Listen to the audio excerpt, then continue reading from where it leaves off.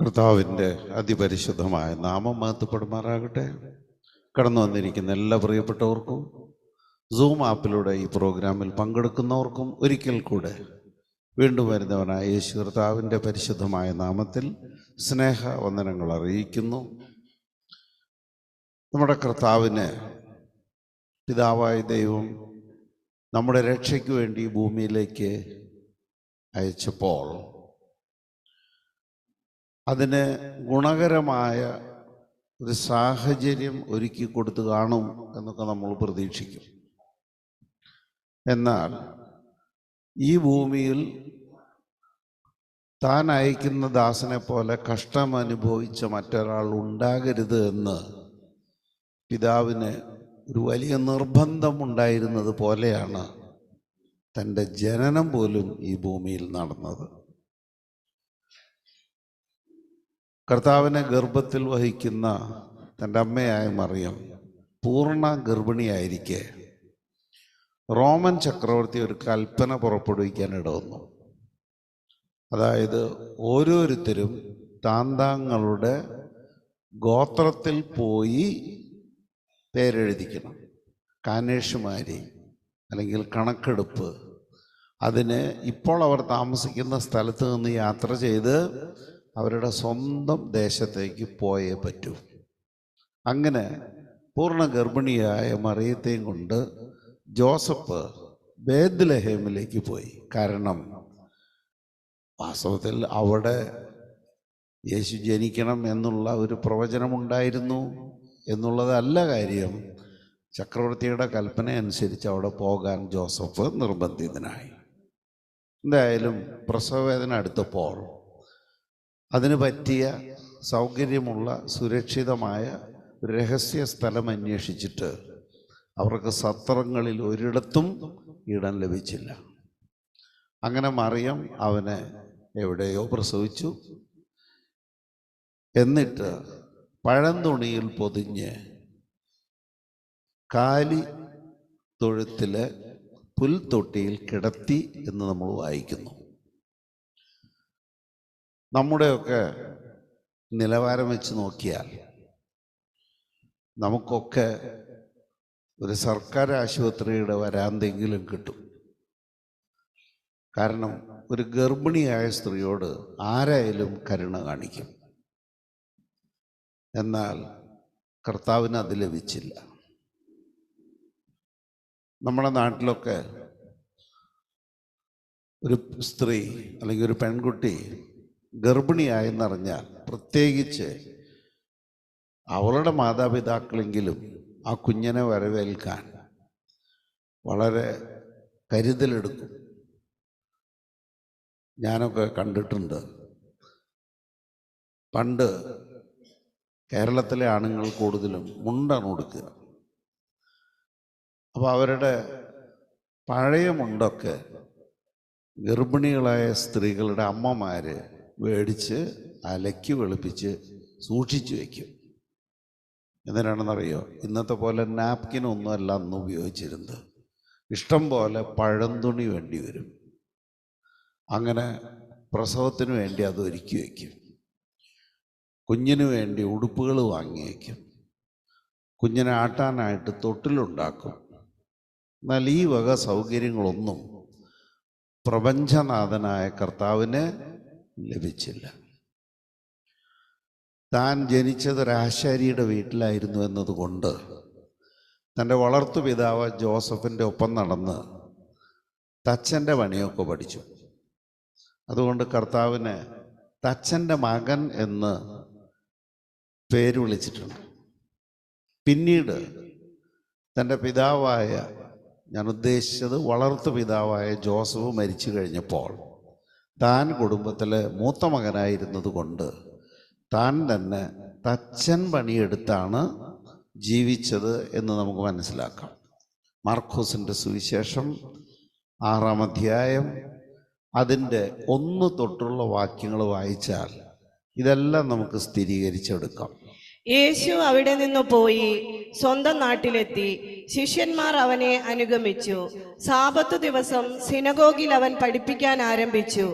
അവന്റെ വാക്കുകേട്ട പലരും ആശ്ചര്യപ്പെട്ടു പറഞ്ഞു, ഇവന് ഇതെല്ലാം എവിടെ നിന്ന്? ഇവന് കിട്ടിയ ഈ ജ്ഞാനം എന്ത്? എത്ര വലിയ കാര്യങ്ങളാണ് ഇവന്റെ കരങ്ങൾ വഴി സംഭവിക്കുന്നത്. ഇവൻ മറിയത്തിന്റെ മകനും യാക്കോബ്, യോസെ, യൂദാസ്, ശിമയോൻ എന്നിവരുടെ സഹോദരനായ മരപ്പണിക്കാരനല്ലേ? മതി.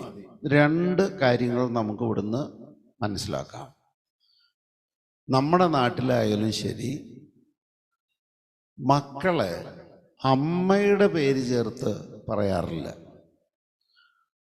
യഹൂദരുടെ നാട്ടിലോ അറബികളുടെ നാട്ടിലോ ഒരിക്കലും അത് ചെയ്യില്ല. പക്ഷെ ഇവിടെ പറഞ്ഞത് മറിയത്തിൻ്റെ മകനല്ലെന്നാണ്. അതിൽ നിന്ന് നമുക്ക് ന്യായമായും എടുക്കാവുന്ന ഒരു സാഹചര്യ തെളിവ്, അതിനു മുമ്പ് അവൻ്റെ വളർത്തു പിതാവായ ജോസഫ് മരിച്ചിരുന്നു. രണ്ട്, ഇവിടെ അവർ പറഞ്ഞത് തച്ചൻ്റെ മകനല്ലേ എന്നല്ല, തച്ചനല്ലേ എന്നാണ്. അപ്പം അതിനർത്ഥം കർത്താവ് ആശാരിപ്പണി ചെയ്ത് തൻ്റെ കുടുംബം പുലർത്തിയിരുന്നു. കാരണം ആ കുടുംബത്തിലെ മൂത്ത ആൺസന്തതി കർത്താവ് ആയതുകൊണ്ട് കർത്താവ് ആശാരിപ്പണി ചെയ്ത് കുടുംബം പുലർത്തി പോന്നു. പക്ഷേ തൻ്റെ പിതാവിൻ്റെ സമയം വന്നപ്പോൾ കർത്താവിന് നിശ്ചയമായിട്ടും അത് തൻ്റെ താഴെയുള്ള സഹോദരന്മാർ ചെയ്യട്ടെ എന്ന് കരുതി അവരെ ഏൽപ്പിച്ചുകൊണ്ട് കർത്താവ് കണിശമായിട്ടും ദൈവരാജ്യം പ്രസംഗിക്കാൻ ഇറങ്ങി. ഇങ്ങനെ ഇറങ്ങിയത് യേശു ക്രിസ്തുവിൻ്റെ സഹോദരന്മാർക്ക് ഇഷ്ടപ്പെട്ടില്ല. കാരണം അന്ന് വരെ കുടുംബം നോക്കിയിരുന്ന ഒരാൾ പെട്ടെന്ന് അത് നിർത്തി തങ്ങൾക്ക് ഒരു പ്രയോജനവുമില്ലാത്ത ഒരു പണിക്ക് കർത്താവ് ഇറങ്ങി തിരിച്ചതിൽ അദ്ദേഹത്തിൻ്റെ സഹോദരന്മാർക്ക് പിണക്കമുണ്ടായിരുന്നു. ആ പിണക്കം അവർ മറച്ചു വെച്ചതുമില്ല. യോഹന്നാൻ്റെ സുവിശേഷം 7-ാം അധ്യായം അതിൻ്റെ 1-2 വാക്യങ്ങൾ വായിച്ചാൽ അവർ ആ അതൃപ്തി കൃത്യമായി തന്നെ പുറത്ത് കാണിച്ചിട്ടുണ്ട്. യേശു ഗലീലയിൽ ചുറ്റി സഞ്ചരിച്ചു കൊണ്ടിരുന്നു. യഹൂദർ അവനെ വധിക്കാൻ അവസരം പാർത്തിരുന്നതിനാൽ യൂദയായിൽ സഞ്ചരിക്കാൻ അവൻ ഇഷ്ടപ്പെട്ടില്ല. യഹൂദരുടെ കൂടാരത്തിരുന്നാൾ സമീപിച്ചിരുന്നു. അവന്റെ സഹോദരന്മാർ അവനോട് പറഞ്ഞു, നീ ചെയ്യുന്ന പ്രവൃത്തികൾ നിന്റെ ശിഷ്യന്മാർ കാണേണ്ടതിന് നീ ഇവിടം വിട്ട് യൂദയായിലേക്ക് പോവുക. Praise the Lord. നോക്കണേ, ഇതിൻ്റെ ആരംഭവാക്യത്തിൽ തന്നെ കണ്ടു, യേശു താൻ വളർന്ന പ്രദേശമായ ഗലീലായിൽ തന്നെ ചുറ്റിക്കറങ്ങുകയായിരുന്നു. അവൻ യഹൂദയിലേക്ക് പോകാൻ ഇഷ്ടപ്പെട്ടില്ല. വാസ്തവത്തിൽ ഒരു യഹൂദൻ എന്ന നിലയിൽ കൂടാരത്തിരുന്നാൾ നടക്കുമ്പോൾ കഴിയുമെങ്കിൽ അതിൽ എല്ലാവരും സംബന്ധിക്കും. യഹൂദർക്കുള്ള 7 പെരുന്നാളുകളിൽ ഏറ്റവും ശ്രേഷ്ഠവും അവസാനത്തെ പെരുന്നാളുമാണ് കൂടാര പെരുന്നാൾ. എന്നിട്ടും കർത്താവ് പോകാൻ ആഗ്രഹിച്ചില്ല. കാരണം തന്നെ ചിലർ കൊല്ലാൻ പ്ലാൻ ചെയ്യുന്നതായി യേശു അറിഞ്ഞിരുന്നു. തനിക്ക് മരിക്കാൻ പേടിയുള്ളത് കൊണ്ടല്ല, പക്ഷെ തൻ്റെ സമയം ആയിട്ടില്ല എന്ന് അറിയാമായിരുന്നത് കൊണ്ട്. പക്ഷേ തൻ്റെ സഹോദരന്മാരെന്താ പറയുന്നത്? നീ ഇവിടെ നിൽക്കരുത്. അറിയപ്പെടാൻ ആഗ്രഹിക്കുന്നവർ, നീ ചെയ്യുന്ന പ്രവൃത്തി നിന്റെ ശിഷ്യന്മാർ കാണേണ്ടതിന് നീ ഇവിടം വിട്ട് യൂദായിലേക്ക് പോവുക എന്ന് പറയുന്നു. അപ്പോൾ ഇവരുടെ വാക്ക് കേട്ട് യേശു യൂദായിലേക്ക് പോയാൽ എന്ത് സംഭവിക്കാം? മരണം സംഭവിക്കാം. അപ്പോൾ സഹോദരനെ സ്നേഹിക്കുന്നവരാണെങ്കിൽ എന്താ പറയുക? നീ പെരുന്നാളിന് പോകുന്നില്ല എന്ന് തീരുമാനിച്ചു അല്ലേ? അത് നല്ല കാര്യം. കാരണം നിന്നെ അവിടെ ആരൊക്കെ ഉപദ്രവിക്കാൻ പ്ലാൻ ചെയ്യുന്നുണ്ട്. അതുകൊണ്ട് പോകുന്നില്ല എന്ന നിന്റെ തീരുമാനമാണ് ശരി എന്നല്ലേ പറയുക. പക്ഷെ അവരാഗ്രഹിച്ചത് ഇങ്ങനെയാണ്.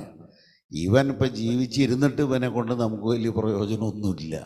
എന്നാ പിന്നെ ഇവൻ ചത്തുപോയാൽ നമുക്കെന്താ നഷ്ടം വരാനുള്ളത്? മനസ്സിലായോ?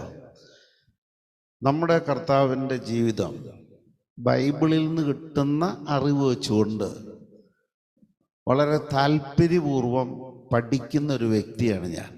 ദൈവത്തിന് സ്തോത്രം. ഈ കർത്താവ് യോഹന്നാൻ സ്നാപകരിൽ നിന്ന് സ്നാനമേറ്റ് മരുഭൂമിയിൽ പിശാചിൻ്റെ പ്രലോഭനങ്ങളെ നേരിട്ട് ജയിച്ച് താൻ വളർന്ന പട്ടണത്തിലെ സെനഗോഗിൽ ആദ്യമായി ചെന്ന ദിവസം, അന്ന് ആ സെനഗോഗ് അധികാരിയും അവിടെ ഉണ്ടായിരുന്നവരെല്ലാം ക്രുദ്ധിച്ച് കർത്താവിനെ തങ്ങളുടെ പട്ടണം നിൽക്കുന്ന മലയുടെ മുകളിലേക്ക് കൊണ്ടുപോയി. ചുറ്റുപാട് കാണിച്ചു കൊടുക്കാനല്ല, താഴേക്ക് തള്ളിയിട്ട് കൊല്ലാൻ.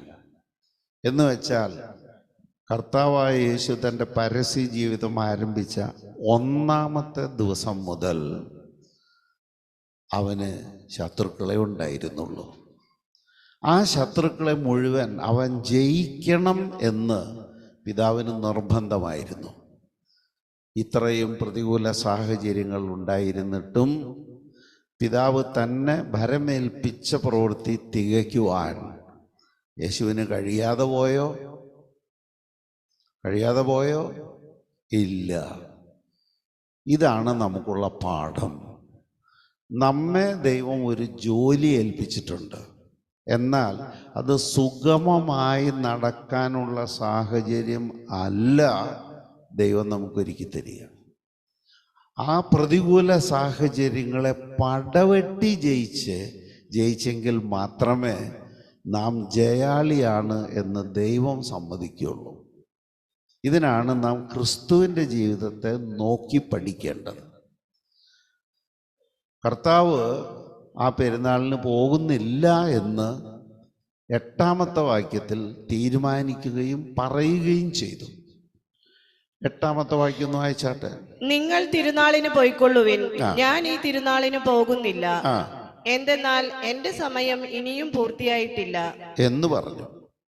എന്നാൽ 10-ാമത്തെ വാക്യത്തിൽ കാണുന്നത്, എന്നാൽ അവന്റെ സഹോദരന്മാർ തിരുനാളിന് പോയതിന് ശേഷം അവനും പോയി. മതി. എന്തുകൊണ്ടാണ് ഈ 8-ാമത്തെ വാക്യത്തിൽ പോകുന്നില്ല എന്ന് പറഞ്ഞ കർത്താവ് അവൻ്റെ ജീവനുള്ള ഭീഷണി അതേപടി നിലനിൽക്കുമ്പോൾ 2 വാക്യത്തിന് ശേഷം 10-ാം വാക്യത്തിൽ അവൻ പോയി എന്ന് കാണുന്നു? എന്താണ് നമ്മൾ ഇതിൽ നിന്ന് പഠിക്കേണ്ടത്? 8-ാം വാക്യത്തിൽ താൻ പോകുന്നില്ല എന്ന് തീരുമാനിച്ചത് തൻ്റെ ഇഷ്ടമാണ്, തൻ്റെ തീരുമാനമാണ്. ദൈവം നമുക്ക് ബുദ്ധിയും ചിന്തിക്കാനുള്ള കഴിവുമൊക്കെ തന്നിട്ടുള്ളത് കൊണ്ട് ചില കാര്യങ്ങളിലൊക്കെ ചിന്തിക്കാനും ഉചിതമായ തീരുമാനം എടുക്കാനൊക്കെ നമുക്ക് സ്വാതന്ത്ര്യമുണ്ട്. ആ സ്വാതന്ത്ര്യം കർത്താവിനും ഉണ്ടായിരുന്നു. ആ സ്വാതന്ത്ര്യം ഉപയോഗിച്ചുകൊണ്ടാണ് കർത്താവ് ആ തീരുമാനം എടുത്തതും. പക്ഷേ ആ തീരുമാനത്തെ മറികടക്കത്തക്ക വിധം തൻ്റെ പിതാവിൽ നിന്ന് തനിക്കൊരു ഉത്തരവ് കിട്ടിയാൽ പിന്നെ തൻ്റെ തീരുമാനം മാറ്റണം. അതാണ് സംഭവിച്ചത്. കാരണം ആ ദിവസം തന്നെ കർത്താവിനെ കൊണ്ട് ചെയ്യിക്കാൻ ഒരു പണി പിതാവായ ദൈവത്തിൻ്റെ മനസ്സിലുണ്ടായിരുന്നു. അതെന്താണെന്ന് മനസ്സിലാക്കാത്തത് കൊണ്ടാണ് കർത്താവ് 8-ാമത്തെ വാക്യത്തിൽ പറഞ്ഞത്, ഞാൻ പോകുന്നില്ല. പക്ഷെ ആ പദ്ധതി എന്താണെന്ന് ദൈവം തൻ്റെ പുത്രന് വെളിപ്പെടുത്തി കൊടുത്തപ്പോഴോ തൻ്റെ ജീവനുള്ള മരണഭീതി പോലും നീക്കി വെച്ചുകൊണ്ട് കർത്താവ് പോയി. ഇനി നമ്മൾ ഒരല്പം കൂടെ താഴോട്ട് പോയി വായിച്ചാൽ കാണാം 14-ാമത്തെ വാക്യം. തിരുനാൾ പകുതിയായപ്പോൾ യേശു ദേവാലയത്തിൽ ചെന്ന് പഠിപ്പിച്ചു തുടങ്ങി. കണ്ടോ? അപ്പൊ ദേവാലയത്തിൽ ഇരുന്ന് പഠിപ്പിക്കുക എന്ന് വെച്ചാൽ അത് രഹസ്യത്തിൽ ചെയ്യാവുന്ന ഒരു കാര്യമല്ല. അവൻ പരസ്യമായാണ് ദേവാലയത്തിൽ ഇരുന്ന് പഠിപ്പിച്ചത്. അപ്പോ ഒന്നും വേണ്ട വേണ്ട വേണ്ട വേണ്ട ഇപ്പൊ പിതാവിൽ നിന്ന് തനിക്കൊരു ഉത്തരവ് കിട്ടിയപ്പോൾ കർത്താവ് മനസ്സിലാക്കി, എൻ്റെ ജീവൻ അവർ വേട്ടയാടുന്നുണ്ട്, പക്ഷെ എന്നെ കൊണ്ട് ചെയ്യിക്കാൻ പിതാവ് ആഗ്രഹിച്ച പ്രവൃത്തി ഞാൻ ചെയ്തു തീരുന്നത് വരെ എൻ്റെ ജീവന് ഹാനി വരുത്താൻ ഒരാൾക്കും കഴിയില്ല. അത് തന്നെയാണ് നിങ്ങളും ഞാനും മനസ്സിലാക്കേണ്ടത്. മനസ്സിലായോ? നമ്മെ കൊണ്ട് ദൈവം ഒരു പ്രവൃത്തി ചെയ്യിക്കാൻ പ്ലാൻ ചെയ്തിട്ട് നമുക്കത് വെളിപ്പെടുത്തി തന്നിട്ടുണ്ടെങ്കിൽ ആ പ്രവൃത്തി നാം ചെയ്ത് തീരുന്നത് വരെ നമ്മെ അപകടപ്പെടുത്താൻ ലോകത്തിൽ ഒരു ശക്തിക്കും കഴിയില്ല. അതിനുശേഷം ഒരുപക്ഷെ നമ്മൾ രക്തസാക്ഷിയായി തന്നെ മരിച്ചേക്കാം, അതിനും കുഴപ്പമൊന്നുമില്ല. എന്തായിരുന്നു കർത്താവിനെ കൊണ്ട് ചെയ്യിക്കാൻ പിതാവ് ആഗ്രഹിച്ച ആ പ്രവൃത്തി? അതിനു മുമ്പ് നമ്മൾ ഈ പെരുന്നാളിനെ കുറിച്ചൊന്ന് മനസ്സിലാക്കണം. ഇവിടെ കണ്ടു, തിരുനാളിൻ്റെ പകുതി ആയപ്പോൾ. ഈ പെരുന്നാള് എത്ര ദിവസം നീണ്ടു നിൽക്കുന്ന പെരുന്നാളാണ്? പറയാമോ? ആർക്കെങ്കിലും പറയാമോ? എത്ര? 10? 10 വേറൊരാൾക്കും കൂടെ ചാൻസ് തരാം. ഇതൊക്കെ ഇവിടെ തത്ത പഠിപ്പിക്കുന്ന പോലെ പഠിപ്പിച്ചിട്ടുള്ള ക്ലാസ്സുകളാണ്. 8 ദിവസം. ഈ പെരുന്നാൾ ആരംഭിക്കുന്നത് ഒരു ശബ്ബത്തിലാണ്, അവസാനിക്കുന്നത് ശബ്ബത്തിലാണ്. അപ്പോൾ അപ്പുറം ഇപ്പുറം ഓരോ ശബ്ബത്ത് 2 ദിവസം, ഇതിൻ്റെ ഇടയിലുള്ള 6 ദിവസം. അങ്ങനെ 6ഉം 2ഉം 8 ദിവസം നീണ്ടു നിൽക്കുന്ന ഏറ്റവും നീളം കൂടിയ യഹൂദൻ്റെ പെരുന്നാളാണ് കൂടാരത്തിരുന്നാൾ. ഈ കൂടാരത്തിരുന്നാൾ അവർക്കും നമുക്കും വെളിപ്പെടുത്തി തരുന്ന ഒരു പച്ചയായ സത്യമുണ്ട്. ഇത് അവസാനത്തെ പെരുന്നാളാണെന്ന് പറഞ്ഞു, 7ാമത്തെ പെരുന്നാളാണെന്ന് പറഞ്ഞു. അപ്പോൾ 6ാമത്തെ പെരുന്നാൾ എന്താണ്?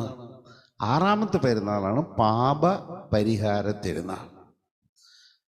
അത് ഇസ്രായേലിലെ കലണ്ടർ അനുസരിച്ച് 7ാം മാസം 10ാം ദിവസമാണ് ആ പെരുന്നാൾ. 7ാം മാസം 10ാം ദിവസം. ആ ദിവസം അവർക്ക് വിശുദ്ധമായി ആചരിക്കാനുള്ളതാണ്. അതവർ ചെയ്തു പോന്നു.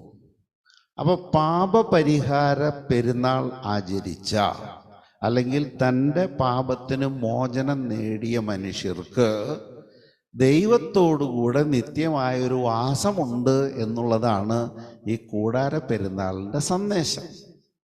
മനസ്സിലായോ? മനസ്സിലാകുന്നുണ്ടോ?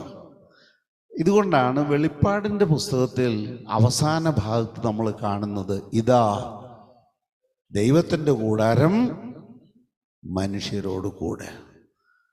സ്വർഗത്തിൽ നിറങ്ങി വരുന്ന സ്വർഗീയ ജെറൂസലേമിനെ കാണിച്ചുകൊണ്ടാണ് പറഞ്ഞത്, ഇതാ ദൈവത്തിൻ്റെ കൂടാരം മനുഷ്യരോട് കൂടെ.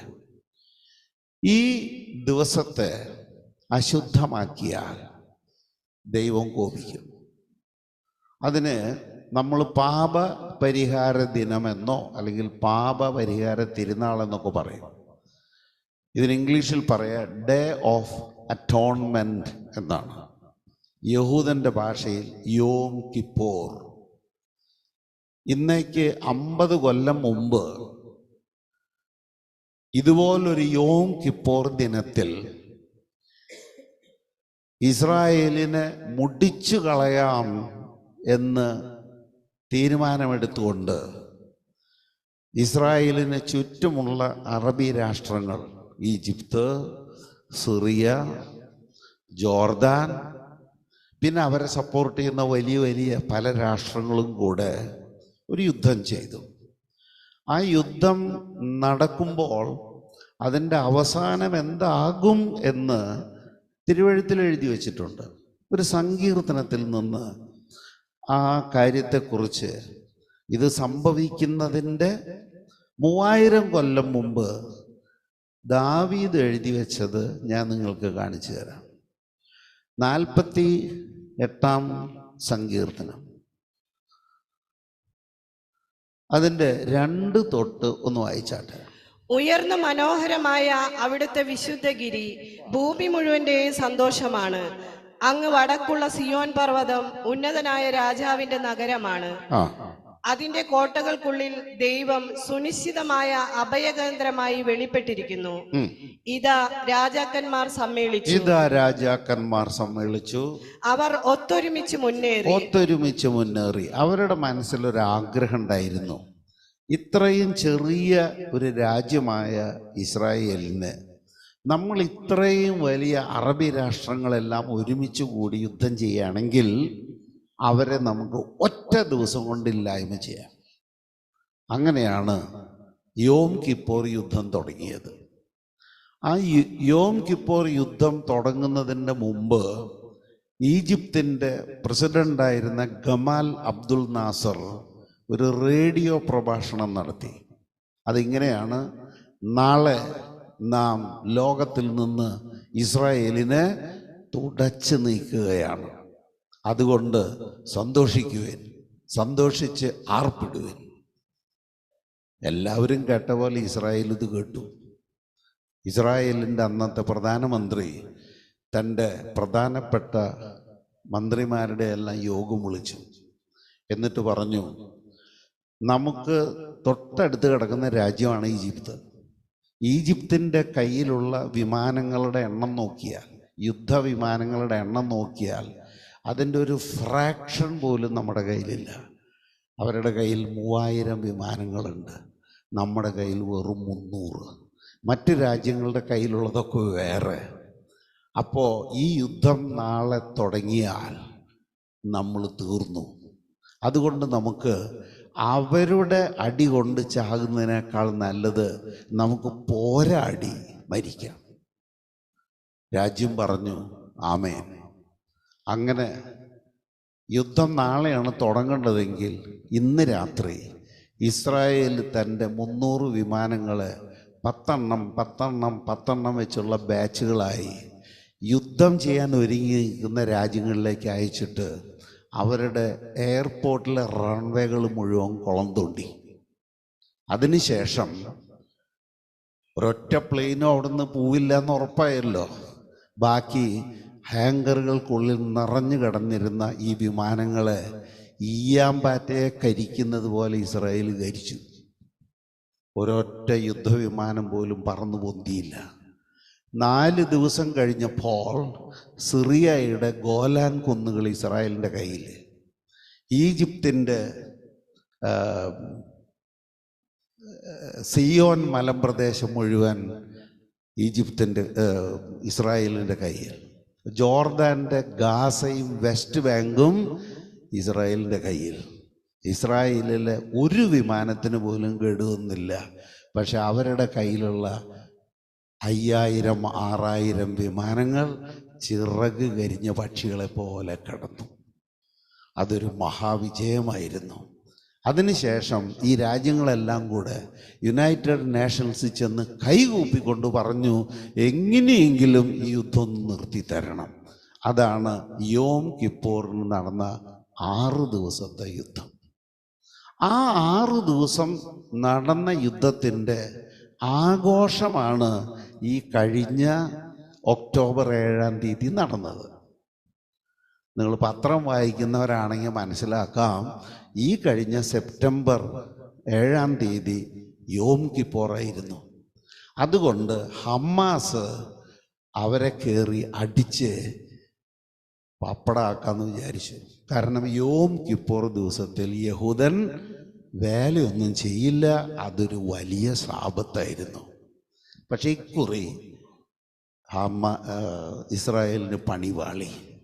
കാരണം അവർ യഹോവയോടുള്ള ഭക്തി പ്രദർശിപ്പിക്കേണ്ട ദിവസം അവർ യൂറോപ്പിൽ നിന്നൊക്കെ വിളിച്ചു വരുത്തിയ ഗായകന്മാരെ അണിനിരത്തിക്കൊണ്ട് ഭയങ്കര പാട്ടും ഡാൻസും ആയിരുന്നു. ഇത് 50 കൊല്ലം മുമ്പ് ദൈവം കൊടുത്ത വിജയം ആഘോഷിക്കാൻ അവർ ആ ദിവസം വിശുദ്ധമായിട്ടല്ല ആചരിച്ചത്. അതുകൊണ്ട് ദൈവം ശക്തി നൽകിയത് തൻ്റെ ജനത്തിനല്ല, ഹമാസിനായിരുന്നു. ആ നൃത്തം നടന്നിരുന്ന, ആ ഗാനമേളം നടന്നിരുന്ന സ്ഥലത്തേക്കാണ് തോക്കുമായി ചെന്ന ഹമാസിൻ്റെ ആളുകൾ 250 എണ്ണത്തിന് വെടിവെച്ച് കൊന്നത്. ഇവർക്ക് ശക്തി നൽകിയത് ആരാ? നിങ്ങൾ പറയും ഇറാനാണെന്ന്. അല്ല, അവർക്ക് ശക്തി നൽകിയത് സാക്ഷാൽ യഹോവയായ ദൈവം അല്ലേ? ഹമാസ് എന്ന് പറയുന്ന ഒരു തീവ്രവാദി സംഘടന, അതൊരു രാജ്യം പോലും അല്ല. രാജ്യം എന്ന് പറയുന്നത് പലസ്തീന. ആ പലസ്തീൻ എന്ന് പറയുന്ന രാജ്യത്തേക്ക് കരണ്ട് കൊടുക്കുന്ന ഇസ്രായേലാണ്, വെള്ളം കൊടുക്കുന്ന ഇസ്രായേലാണ്. അവർക്ക് തിന്നാൻ എന്തെങ്കിലും കൊടുക്കണമെങ്കിൽ അത് ഇസ്രായേൽ കൊടുക്കണം. ഈ പലസ്തീനികൾ മുഴുവൻ എല്ലാ ദിവസവും ഇസ്രായേലിൽ പോയി പണിയെടുത്ത് വൈകുന്നേരം ആകുമ്പോൾ വീട്ടിലേക്ക് മടങ്ങി വന്ന് ആ കിട്ടുന്നത് കൊണ്ട് തിന്ന് ജീവിക്കുന്ന ആശ്രിത ജനമാണ് ഫിലിസ്തീർ അല്ലെങ്കിൽ പലസ്തീനക്കാർ. എന്താ പ്രിയപ്പെട്ടവരെ നമ്മളിതിൽ നിന്ന് പഠിക്കേണ്ടത്? നമ്മൾ പഠിക്കേണ്ടത് നമ്മുടെ ദൈവം നമ്മുടെ പക്ഷത്ത് നിൽക്കുന്നത് എപ്പോഴാണെന്നറിയാമോ? നാം വിശുദ്ധിയിൽ ദൈവത്തോടു കൂടെ നിൽക്കുമ്പോൾ.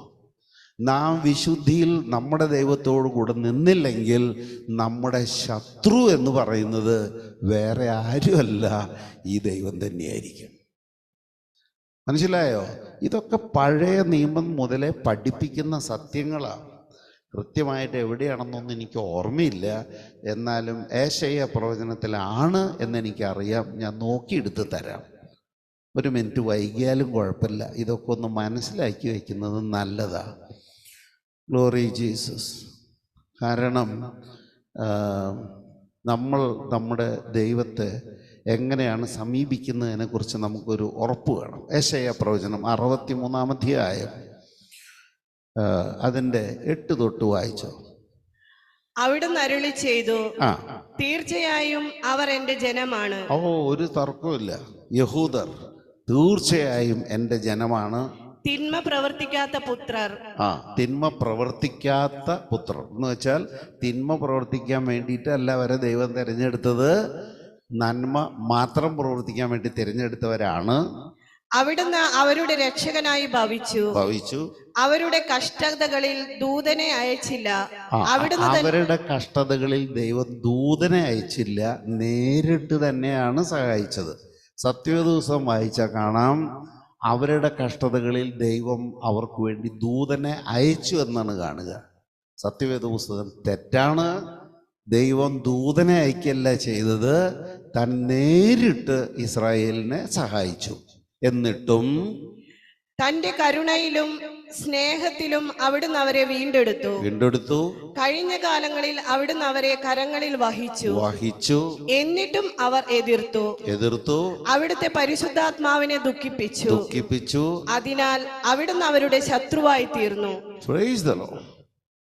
അപ്പൊ ഇസ്രായേലിന്റെ ശത്രു ആരാണ്? ദൈവം. ഇസ്രായേലിന്റെ ശത്രുക്കളെ ദൈവം നിഷ്കരുണമില്ലായ്മ ചെയ്യും. അതിന് ദൈവത്തിന് ഇസ്രായേലിൻ്റെ കരുത്തൊന്നും വേണ്ട. പക്ഷേ താൻ വിളിച്ച് തന്നിലേക്ക് ചേർത്ത ഇസ്രായേൽ തെറ്റ് ചെയ്താൽ അവരെ അടിക്കാൻ ദൈവം ശക്തമായ ശത്രുവിനെ എഴുന്നേൽപ്പിക്കും. ഇത് അവിടെ പറഞ്ഞ കാര്യം മാത്രമാണോ? ഇത് ബൈബിളിൻ്റെ ഉടനീളം നിങ്ങൾക്ക് കാണാം. ആമോസ് പ്രവാചകന്റെ പുസ്തകം 3-ാം അധ്യായം അതിൻ്റെ 2-ാമത്തെ വാക്യം വായിച്ചോ. ഒരുപാട് വചനങ്ങളുണ്ട്. ആമോസ് 3:2. ഭൂമിയിലുള്ള സകല ജനതകളിലും വെച്ച് നിങ്ങളെ മാത്രമാണ് ഞാൻ സ്വന്തമായി ഗണിച്ചത്. അതിനാൽ നിങ്ങളുടെ എല്ലാ പാപങ്ങൾക്കും ഞാൻ നിങ്ങളെ ശിക്ഷിക്കും. Praise the Lord. യഹോവ നൽകിയ ഒരു വിജയം അത് 1973 വർഷത്തിലായിരുന്നു. 73-ഉം 50-ഉം കൂട്ടിയ 2023.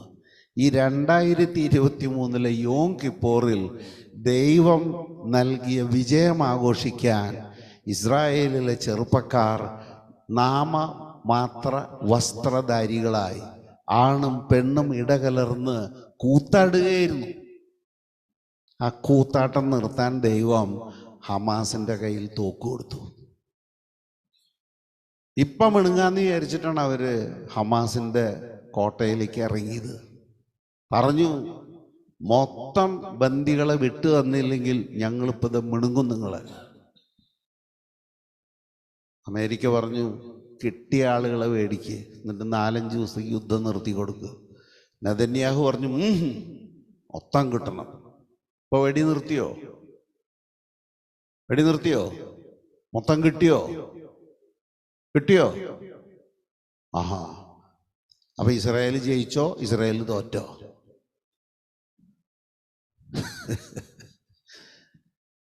ദുഷ്ടത ചെയ്യുന്നവന്റെ കരം ശക്തിപ്പെടുത്തുന്നവനല്ല ദൈവം. മനസ്സിലാക്കിക്കോ. ഇസ്രായേലൊന്നും ദൈവത്തിന് വലിയ കാര്യമൊന്നുമല്ല. കാരണം കർത്താവ് പറഞ്ഞു, ഈ ജനം ചെയ്യേണ്ടത് ചെയ്യുന്നില്ലെങ്കിൽ ഈ കാണുന്ന കല്ലുകളിൽ നിന്ന് അബ്രഹാമിന് മക്കളെ ജനിപ്പിക്കാൻ ദൈവം മതിയായവൻ. പ്രിയപ്പെട്ടവരെ, നമ്മുടെ ദൈവത്തോട് കളിക്കരുത്. എനിക്ക് നിങ്ങളോട് പറയാനുള്ള ഒരു അപേക്ഷയാണ്, ഡോണ്ട് പ്ലേ വിത്ത് ഹിം. അവൻ നമുക്ക് കളിക്കാൻ പറ്റുന്ന ഒരു കളിത്തോഴനല്ല, അവൻ ദഹിപ്പിക്കുന്ന അഗ്നിയാണ്. എന്നാൽ നാം അവൻ്റെ ഇഷ്ടങ്ങളനുസരിച്ച് ജീവിക്കുന്നവനാണെങ്കിലുണ്ടല്ലോ, നമ്മളെ ഉള്ളം കയ്യിൽ വെച്ച് കൊണ്ടു കിടക്കും.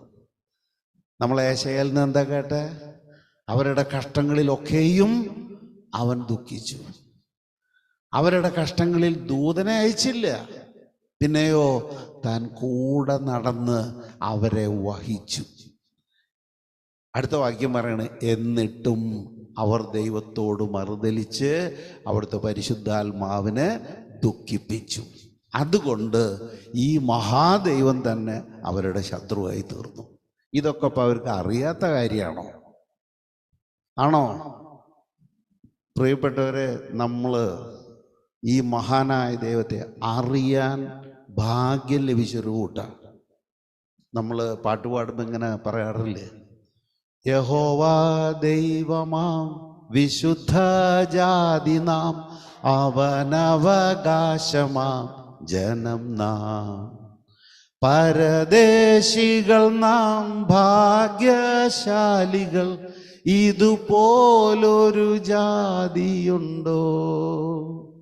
യഹോവ ദൈവമാം വിശുദ്ധ ജാതി നാം, അവനവകാശമാം ജനം നാം.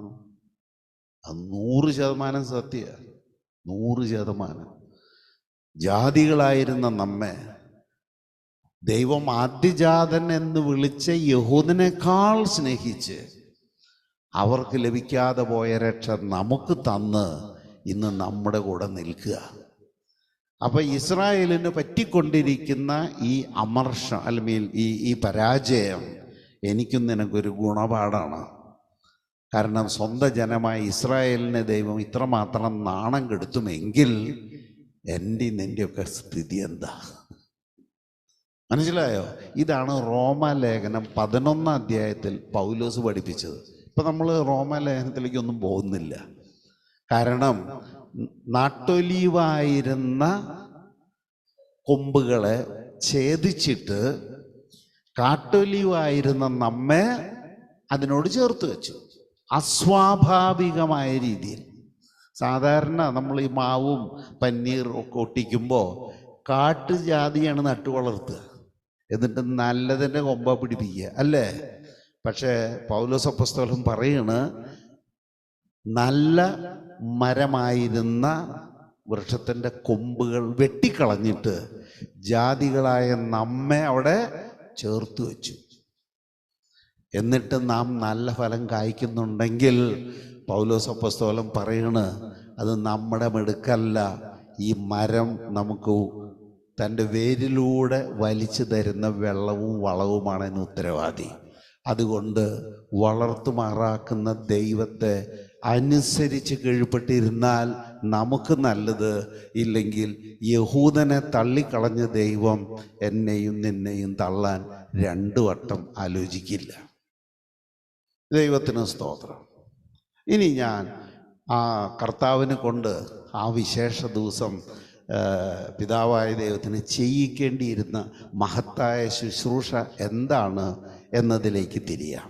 യോഹന്നാൻ്റെ സുവിശേഷം 7-ാം അധ്യായം 37-38 വാക്യങ്ങൾ. തിരുനാളിന്റെ അവസാനത്തെ മഹാദിനത്തിൽ യേശു എഴുന്നേറ്റ് നിന്ന് ശബ്ദമുയർത്തി പറഞ്ഞു, ആർക്കെങ്കിലും ദാഹിക്കുന്നെങ്കിൽ അവൻ എന്റെ അടുക്കൽ വന്നു കുടിക്കട്ടെ. കുടിക്കട്ടെ. എന്നിൽ വിശ്വസിക്കുന്നവന്റെ ഹൃദയത്തിൽ നിന്ന് വിശുദ്ധ ലിഖിതം പ്രസ്താവിക്കുന്നത് പോലെ ജീവജലത്തിന്റെ അരുവികൾ ഒഴുകും. മതി. കർത്താവ് പറഞ്ഞ വാക്ക് ഇതാണ്. തിരുനാളിൻ്റെ അവസാനത്തെ ദിവസത്തിൽ എന്ന് വെച്ചാൽ ഈ പെരുന്നാൾ അവസാനിക്കുന്ന ശബ്ബത്ത് ദിവസം, അന്ന് ജെറൂസലേം ദേവാലയത്തിൽ നടക്കുന്ന ഒരു വിശേഷ ശുശ്രൂഷയുണ്ട്. ഈ കഴിഞ്ഞ 7 ദിവസങ്ങളിലും ഇല്ലാതിരുന്ന 8ാമത്തെ ദിവസം നടക്കുന്ന, 8ാമത്തെ ദിവസം മാത്രം നടക്കുന്ന ഒരു പ്രത്യേകത. അത് യഹൂദൻ്റെ പാരമ്പര്യം പഠിച്ചു കഴിഞ്ഞാൽ നമുക്ക് മനസ്സിലാവും. ബൈബിളിൽ തപ്പിയാൽ നമുക്ക് കിട്ടില്ല. പക്ഷെ യഹൂദർ ഈ ഭൂമിയിൽ ജീവിച്ചതുകൊണ്ട് അവരുടെ എഴുതപ്പെട്ട ചരിത്രങ്ങളൊക്കെ നമുക്ക് കിട്ടും. താല്പര്യവർക്കൊക്കെ വാങ്ങി വായിക്കുകയും ചെയ്യാം. അതിങ്ങനെയാണ്. നമ്മുടെ നാട്ടിലൊക്കെ കത്തോലിക്ക പള്ളിയിൽ കൂടി വന്ന 2 അല്ലെങ്കിൽ 3 ദിവസം നീണ്ടു നിൽക്കുന്ന ഒരു പെരുന്നാളുണ്ടോ. ഞാൻ കത്തോലിക്കനായിരുന്നുകൊണ്ട് അതുമാത്രമേ എനിക്ക് അറിയുള്ളൂ എന്ന് വെച്ചോ. ഈ പെരുന്നാളിൻ്റെ അവസാനത്തെ ദിവസം ഒരു പ്രദക്ഷിണം ഉണ്ടാവും. ഈ പ്രദക്ഷിണം പള്ളിയിൽ നിന്ന് ഇറങ്ങി നിശ്ചയിക്കപ്പെട്ട ഊരൊക്കെ ചുറ്റി അത് തിരിച്ച് പള്ളിയിലേക്ക് മടങ്ങും. പള്ളിയിലേക്ക് മടങ്ങിക്കഴിഞ്ഞാൽ കൂട്ടമണിയൊക്കെ അടിച്ച് ഭയങ്കര തിക്കും തിരക്കും ബഹളമൊക്കെ ഉണ്ടാക്കി ഒരു ആരാധനയൊക്കെ നടത്തി പരിപാടി അങ്ങോട്ട് അവസാനിക്കും. അത് കഴിഞ്ഞാൽ ചെറുതായാലും വലുതായാലും ഒരു വെടിക്കെട്ടുണ്ടാവും. ഈ വെടിക്കെട്ട് കഴിഞ്ഞാൽ പെരുന്നാൾ കഴിഞ്ഞു. പിന്നെ എല്ലാവർക്കും വീട്ടിൽ പോവാം. ഞാൻ ഈ പറഞ്ഞത് ഏറെക്കുറെ ശരിയാണോ? ആണോ? ആ, ഇവിടെ അങ്ങനെയാണ്. ഇവിടെ ഒരു പ്രദക്ഷിണമുണ്ട്. ഈ പ്രദക്ഷിണത്തിൽ നമ്മളൊക്കെ കാണുന്നൊരു കാര്യമാണ്. നമ്മുടെ നാട്ടിലെ പ്രദക്ഷിണങ്ങളിലൊക്കെ പൊന്നു പൂശിയ കുറേ കുരിശുണ്ടാവും, വെള്ളി പൂശിയ കുറേ കുരിശുണ്ടാവും. ഈ അറ്റം തൊട്ട് ആ അറ്റം വരെ മുത്തുക്കുടകൾ പിടിച്ച ആളുകളും പെണ്ണുങ്ങളും ഒക്കെ ഉണ്ടാവും. ഇതിൻ്റെ ഇടയിലൊക്കെ വിവിധ തരം വാദ്യഘോഷങ്ങൾ, ചെണ്ട, ബാൻഡ്, നഗാരം, അങ്ങനെയുള്ള സാധനങ്ങളൊക്കെ ഉണ്ടാവും. ഈ കൂട്ടത്തിൽ കള്ളു കുടിച്ചിട്ടും കുടിക്കാണ്ടേ തുള്ളിച്ചാടുന്ന ആണുങ്ങളും പെണ്ണുങ്ങളും കുട്ടികളൊക്കെ ഉണ്ടാവും. കണ്ടിട്ടില്ലേ? അല്ലേ? അപ്പം ആളുകൾക്ക് താല്പര്യമുള്ളത് ഈ പ്രദക്ഷിണത്തിൻ്റെ മുൻഭാഗത്തോ മധ്യഭാഗത്തോ നടക്കുന്ന കാര്യങ്ങളാണ്. പക്ഷെ ആ പ്രദക്ഷിണത്തിൻ്റെ ഏറ്റവും പ്രധാനപ്പെട്ട ആത്മീയ സംഗതി എന്ന് പറയുന്നത് പ്രദക്ഷിണത്തിൻ്റെ വാലറ്റത്ത് നടക്കുന്ന ഒരു കാര്യമാണ്. അവിടെ ഒരു പുരോഹിതൻ തൻ്റെ വേഷങ്ങളൊക്കെ ധരിച്ച് കയ്യിലൊരു സാധനം പിടിച്ചിട്ടുണ്ടാവും, ഒരു ചെപ്പ്. അതിന് കത്തോലിക്കൻ്റെ അരുളിക്ക എന്ന് പറയും. അതിൻ്റെ ഉള്ളിൽ ഗോതമ്പ് കൊണ്ടുണ്ടാക്കിയ ഒരു അപ്പം വെച്ചിട്ടുണ്ടാവും. ഈ അപ്പത്തെ അവർ വിശ്വസിക്കുന്നത് അത് കർത്താവാണെന്നാണ്. അപ്പം ഈ കർത്താവിനോടുള്ള ആദരവ് പ്രകടിപ്പിക്കാൻ ഈ അരുളിക്കയോ കുസ്തോതിയോ പിടിച്ചു നിൽക്കുന്ന അച്ഛൻ്റെ മുകളിൽ 4 പേർ പിടിച്ചിട്ടുള്ള ഒരു അലങ്കാര തുണിയുണ്ടോ, കണ്ടിട്ടുണ്ടോ? മേക്കട്ടിക്കാല്. അത് അച്ഛൻ്റെ മേൽ വെയിലടിക്കാതിരിക്കാനോ കാക്ക തൂറാതിരിക്കാനോ വേണ്ടി പിടിക്കുന്നതല്ല. അത് അച്ഛൻ പിടിച്ചിരിക്കുന്ന കുസ്തോതിയോടുള്ള ബഹുമാനത്തിലാണ്. കാരണം ആ കുസ്തോതിക്കകത്തുള്ള അപ്പത്തിലാണ് അവരുടെ കർത്താവ് ഇരിക്കുന്നത്. മനസ്സിലായോ? ഈ കാര്യങ്ങൾ പോലെ തന്നെ യഹൂദനും ഈ പെരുന്നാളിൻ്റെ അവസാനത്തെ ദിവസം ഒരു പ്രദക്ഷിണമുണ്ട്. ഈ പ്രദക്ഷിണം ജെറൂസലേം ദേവാലയം അത് നിൽക്കുന്ന ഒരു കുന്നിൻ്റെ മുകളിലാണ്. അവിടെ നിന്ന് അത് താഴോട്ട് ഇറങ്ങും. എന്നിട്ട് താഴെയുള്ള അരുവിയിൽ നിന്ന് അതൊരു വെള്ളം കോരിയെടുക്കും. യെശയ്യാ പ്രവചനം 12-ാം അധ്യായം എടുത്തിട്ട് അതിൻ്റെ 3 വാക്യങ്ങൾ വായിച്ചാൽ ഈ കാര്യം നിങ്ങൾക്ക് അവിടെ കാണാം.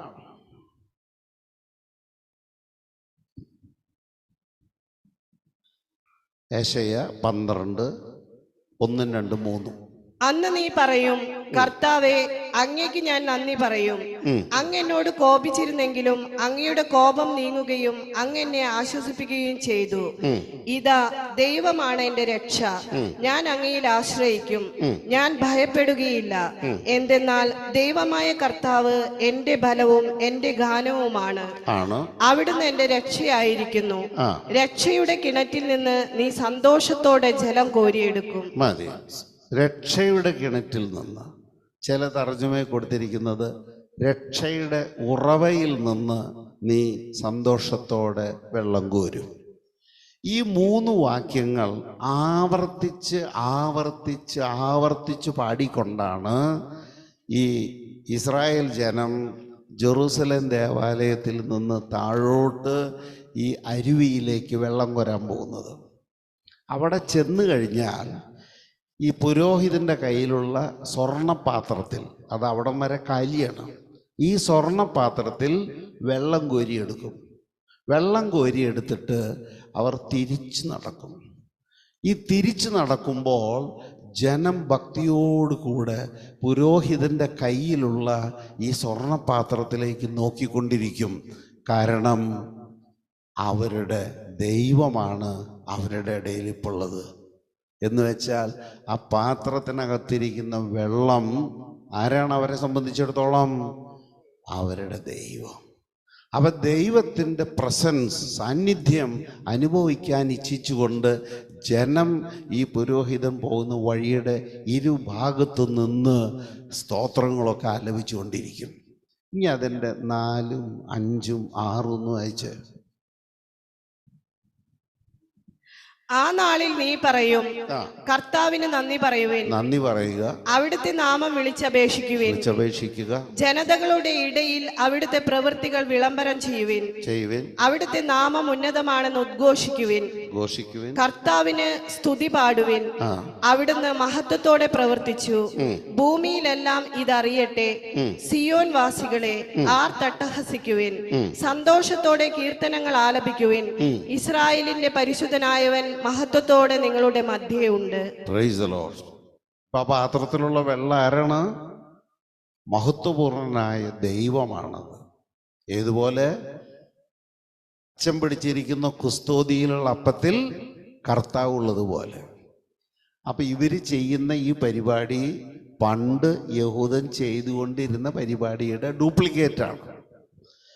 ഇതെല്ലാം കണ്ടുകൊണ്ട് ദൈവപുത്രനായ ക്രിസ്തു അവിടെ നിൽക്കുകയാണ്.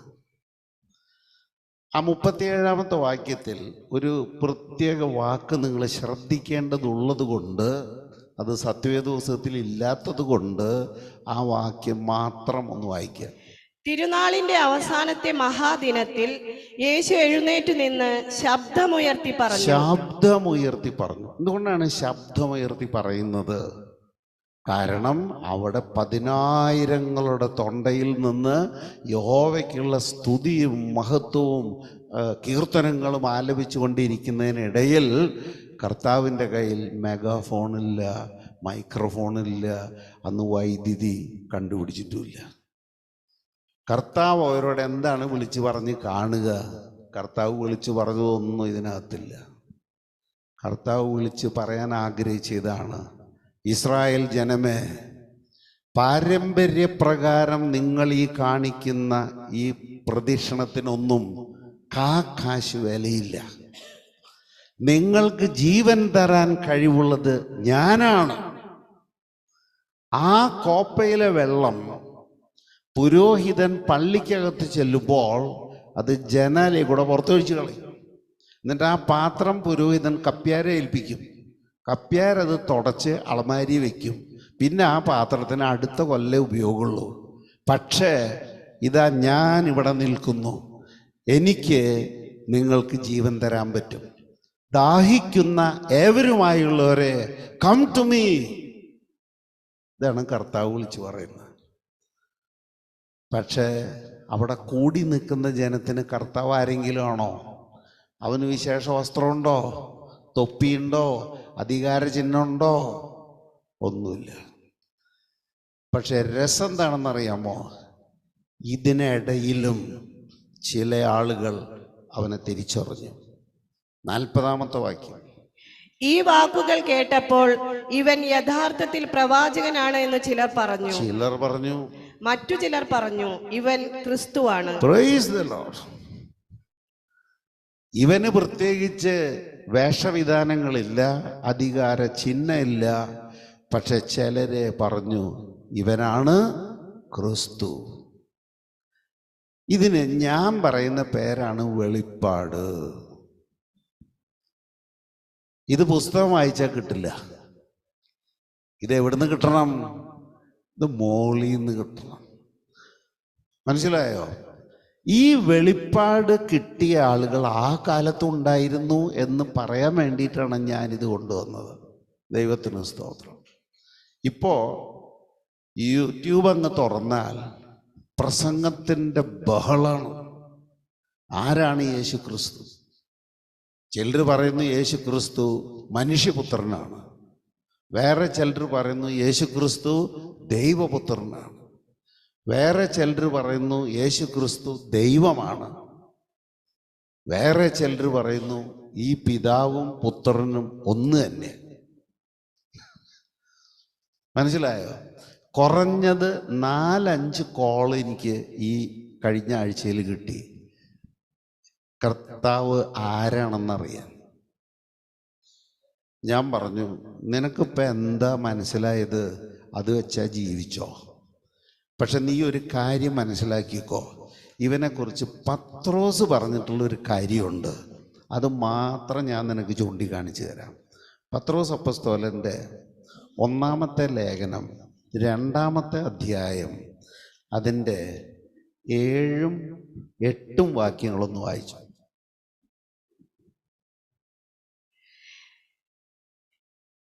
വിശ്വസിക്കുന്ന നിങ്ങൾക്ക് അത് അഭിമാനമാണ്. എൻ്റെ ഒരു വാക്യം കൂടെ കയറി വായിച്ചു.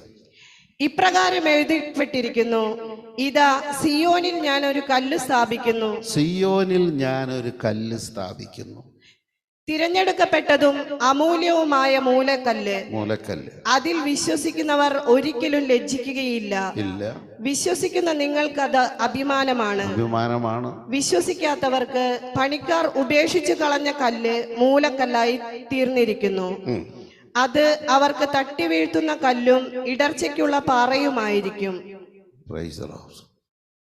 ആ കല്ല് സ്ഥാപിക്കപ്പെട്ടു കഴിഞ്ഞു. ഇനി അതിന് മാറ്റം വരില്ല. അതിൽ വിശ്വസിച്ച നമുക്ക് അത് അഭിമാനമാണ്. എന്നാൽ വിശ്വസിക്കാത്തവരെ തട്ടി വീഴ്ത്താൻ വേണ്ടി വെച്ചിരിക്കുന്ന പാറയാണ്. തടങ്കൽ പാറ എന്ന് ചില തർജ്ജമകളിൽ ഉപയോഗിച്ചിട്ടുണ്ട്. എന്താണ് തടങ്കൽ പാറ എന്നറിയാമോ? പറഞ്ഞുതരാം. കടലിലെ വെള്ളത്തിൻ്റെ തൊട്ട് താഴെ ഒരു മലയുണ്ടെന്ന് വയ്ക്കുക. കപ്പലോടിക്കുന്ന കപ്പിത്താൻ ഈ പാറ കാണുമോ? നോക്കുമ്പോൾ വെള്ളമാണ്. അവനെന്ത് ചെയ്യും? ഓടിച്ചങ്ങ് കയറ്റും. ഈ പാറയുടെ മുകളിൽ ഈ കപ്പല കയറുമ്പോൾ അടുക്കണം, മറിഞ്ഞു വീഴും, നശിക്കും. യേശു ക്രിസ്തു എന്താണ്, യേശു ക്രിസ്തു ആരാണ് എന്ന് കൃത്യമായി പഠിപ്പിക്കുന്ന ഒരു സഭയായത്. നമുക്ക് ആ അറിവ് കിട്ടിയത് പുസ്തകങ്ങളിൽ നിന്നല്ല, നമുക്കത് ദൈവത്തിൽ നിന്ന് കിട്ടിയ അറിവുകളാണ്. ഈ അറിവിൻ്റെ ഏറ്റവും ടോപ്പായ ഭാഗം ഇതാണ്. അത്യുന്നതനായ ദൈവം, യഹോവയായ ദൈവം, ഞാൻ തന്നെ എന്ന് പറഞ്ഞ ദൈവം സ്വയം മനുഷ്യനായി നമ്മുടെ പാപങ്ങൾക്കുള്ള പരിഹാരയാഗമായി വന്ന് നമുക്ക് വേണ്ടി മരിച്ചു, അടക്കപ്പെട്ടു, ഉയിർത്തെഴുന്നേറ്റു എന്ന് നിങ്ങൾ വിശ്വസിക്കുന്നില്ലെങ്കിൽ നിങ്ങൾ നിങ്ങളുടെ പാപങ്ങളിൽ മരിക്കും. അത് യോഹന്നാൻ്റെ സുവിശേഷം 8-ാം അധ്യായം 23-ഉം 24-ഉം വാക്യങ്ങളിലുള്ളതാ. വേറെയും പല സ്ഥലത്തുണ്ട്, പക്ഷെ ഈ സാമ്പിൾ ധാരാളമാണ്.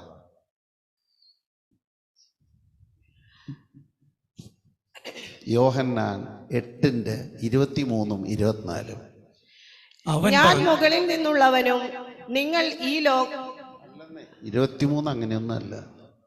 അവൻ പറഞ്ഞു, നിങ്ങൾ താഴെ നിന്നുള്ളവരാണ്. അല്ലെങ്കിൽ അതിൻ്റെ ഒരു വാക്യം കയറി വായിച്ചു. ഞാൻ പോകുന്നിടത്തേക്ക് വരാൻ നിങ്ങൾക്ക് കഴിയുകയില്ല എന്ന് അവൻ പറയുന്നല്ലോ. അതല്ല താഴോട്ട് വായിക്കാം. നിങ്ങൾ നിങ്ങളുടെ പാപങ്ങളിൽ മരിക്കുമെന്ന് ഞാൻ നിങ്ങളോട് പറഞ്ഞു. നിങ്ങൾ നിങ്ങളുടെ പാപങ്ങളിൽ മരിക്കും എന്ന് ഞാൻ നിങ്ങളോട് പറഞ്ഞു. എന്തെന്നാൽ ഒരു മിനിറ്റ് നിൽക്ക്. ഈ നിങ്ങൾ എന്ന് പറയുന്നത് ആരാ? യഹൂദ ജനം. തൻ്റെ ചുറ്റും നിൽക്കുന്നത് ആരാ? യഹൂദന്മാർ. ആ യഹൂദരോട് പറയാണ്, നിങ്ങൾ നിങ്ങളുടെ പാപങ്ങളിൽ മരിക്കും. ദൈവത്തിൻ്റെ തിരഞ്ഞെടുക്കപ്പെട്ട വിശുദ്ധ ജനത്തോടാണ് യേശു പറയുന്നത്, നിങ്ങൾ നിങ്ങളുടെ പാപങ്ങളിൽ മരിക്കും. എന്തെന്നാൽ ഞാൻ തന്നെ എന്ന് വിശ്വസിക്കുന്നില്ലെങ്കിൽ നിങ്ങൾ നിങ്ങളുടെ പാപങ്ങളിൽ മരിക്കും. ഇനി നിങ്ങൾ മനസ്സിലാക്കിക്കോ ആരാണ് യേശു എന്ന്. മനസ്സിലായോ? യേശു ദൈവം അയച്ചിട്ട് വന്ന ഒരാളാണ് എന്ന് വിശ്വസിച്ചുകൊണ്ട് ഒരു കാര്യമില്ല. അത്യുന്നതനായ ദൈവം ഞാൻ തന്നെ എന്ന് മോശയ്ക്ക് വെളിപ്പെടുത്തി കൊടുത്ത ദൈവം കാലസമ്പൂർണതയിൽ മനുഷ്യനായി അവതരിച്ച് എൻ്റെയും നിൻ്റെയും പാപങ്ങൾക്ക് വേണ്ടി സൃഷ്ടിയായ മറിയത്തിൽ നിന്ന് ജനിച്ച് തന്നെ താഴ്ത്തി കുരിശിൽ മരിച്ചു. അത് നീ അതേപടി വിശ്വസിക്കാൻ മനസ്സില്ലെങ്കിൽ നീ നിന്റെ പാപത്തിൽ മരിക്കും. അതാണ് അതിൻ്റെ ടോപ്പായിട്ടുള്ള എൻഡ്, എക്സ്ട്രീം എൻഡ്, ക്ലൈമാക്സ്. ബാക്കി അതിൻ്റെ താഴെ നിനക്ക് യേശു മനുഷ്യപുത്രനാണെന്നോ, യേശു ദൈവപുത്രനാണെന്നോ, യേശു പ്രവാചകനാണെന്നോ, യേശു അപ്പസ്തോലനാണെന്നോ ഒക്കെ പറയാം. പക്ഷെ അവനാണ് നിനക്ക് രക്ഷയ്ക്കുള്ള പാറയും നിന്നെ തട്ടി വീഴ്ത്താനുള്ള പാറയും. It is the same person. ഇപ്പൊ ഇവിടെ കിട്ടിയോ? ഇനി നിനക്ക് ഇഷ്ടമുള്ളത് നീ വിശ്വസിച്ചോ. അത് വിളിച്ചു പറയേണ്ട ഉത്തരവാദിത്വം മാത്രമേ എനിക്കുള്ളൂ. ഈ സഭ ആരംഭം മുതൽ ഇന്നും പഠിപ്പിക്കുന്നത് ഈ പച്ചയായ സത്യമാണ്. ഈ പിതാവിനെ കാണിച്ചു കൊടുത്താൽ മതി എന്ന് പീലിപ്പോസ് കർത്താവിനോട് പറഞ്ഞു. ഞങ്ങൾക്ക് പിതാവിനെ ഒന്ന് കാണിച്ചു തന്നാൽ മതി. സന്തോഷമായി. കർത്താവ് ചോദിച്ചു, പീലിപ്പോസേ, ഈ കാലമത്രയും ഞാൻ നിന്റെ കൂടെ നടന്നിട്ട് നീ പിതാവിനെ കാണിച്ചു തരിക എന്നാണോ പറയുന്നത്? എന്നെ കണ്ടവൻ പിതാവിനെ കണ്ടിരിക്കുന്നു. ഫോർ ഐ ആം ഹീ, അവനാണ് ഞാൻ. ഇനി ഇതിൽ കൂടുതൽ എന്താ വെളിപ്പെടുത്താനുള്ളത്? ഈ വെളിപ്പാട് കിട്ടാത്തവനൊക്കെ നശിക്കും. ഈ വെളിപ്പാട് വിശ്വസിക്കാത്തവനൊക്കെ നശിക്കും. അതിന് ഞാൻ ഉത്തരവാദിയല്ല. ദൈവത്തിന് സ്തോത്രം. ജനം തർക്കിച്ചുകൊണ്ടിരിക്കുകയാണ്. നോക്കൂ, ഇത്രയും വലിയ ആരവത്തിൻ്റെ ഉള്ളിൽ യേശു ശബ്ദമുയർത്തി എന്തൊക്കെ പറഞ്ഞാലും എന്തൊരാൾക്ക് കേൾക്കും? 15 ലക്ഷം ആളുകൾ പങ്കെടുക്കുന്ന ഒരു പെരുന്നാളാണ് കൂടാര തിരുനാൾ. ആ പെരുന്നാളിൻ്റെ ഏറ്റവും ശ്രദ്ധേയമായ ഭാഗത്ത്, ഏറ്റവും ആരവും ബഹളവും ഉണ്ടാകുന്ന സമയത്ത് ഒരു മനുഷ്യൻ തൊണ്ട കാറി പറഞ്ഞ കാര്യം മാത്രം കേട്ടിട്ട് ചിലർ വിശ്വസിച്ചുകൊണ്ട് പറഞ്ഞു, അവൻ ക്രിസ്തുവാ. മനസ്സിലായോ? ഈ വെളിപ്പാട് ഒരുപാടെണ്ണം ബൈബിളിൽ കാണും. ജന്മന കുരുടനായ ഒരു മനുഷ്യൻ, അവൻ ദരിദ്രനാ. അവൻ്റെ ഉപജീവന മാർഗം മറ്റുള്ളവരുടെ മുമ്പേ കൈ നീട്ടി ജീവിക്കല. അവൻ്റെ പേരാണ് ബർത്തിമിയൂസ്. അവൻ എറിഹോ പട്ടണത്തിൻ്റെ തെരുവിലിരുന്ന് ഭിക്ഷ അയച്ചുകൊണ്ടിരിക്കുക. പതിവിൽ കവിഞ്ഞ ഒരു തിക്കും തിരക്കും റോട്ടിൽ കണ്ടപ്പോൾ അവൻ ചുറ്റും കൂടി നിൽക്കുന്നവരോട് ചോദിച്ചു, എന്താന്ന് ഇത്ര ബഹളം? അപ്പം അവർ പറഞ്ഞു, നസറായനായ യേശു കടന്നു പോവുകയാണെന്ന് പറഞ്ഞു. കാരണം നസറായനായ യേശു ആ കാലത്ത് കണ്ടമാനം പ്രസിദ്ധി നേടിയവനാ. അപ്പോൾ കുറേ ആളുകളുണ്ടാവും. മനസ്സിലായ? അതുകൊണ്ട് ഈ മനുഷ്യൻ കുരുടൻ മറ്റുള്ളവരുടെ വാക്ക് കേട്ടു. എന്താണ് അവൻ കേട്ട വാക്ക്? നസറായനായ യേശു. പക്ഷെ അവൻ വിളിച്ചത് നസറായനായ യേശു എന്നല്ല, അവൻ വിളിച്ചത് ദാവീദ് പുത്രോ എന്ന് വിളിച്ചു. ഈ വിളി കേട്ട കർത്താവ് അവിടെ നിന്നു. വീണ്ടും അവൻ വിളിച്ചു ദാവീദ് പുത്രോ. അപ്പൊ കർത്താവ് പറഞ്ഞു അവനെ ഇങ്ങോട്ട് വിളിച്ചോണ്ട് പോവാ, അവനെ ഇങ്ങോട്ട് വിളിച്ചോണ്ട് പോവാ. കാരണം ഞാൻ ദാവീദ് പുത്രനാണെന്ന് ഇവിടെ ആരും തിരിച്ചറിഞ്ഞിട്ടില്ല.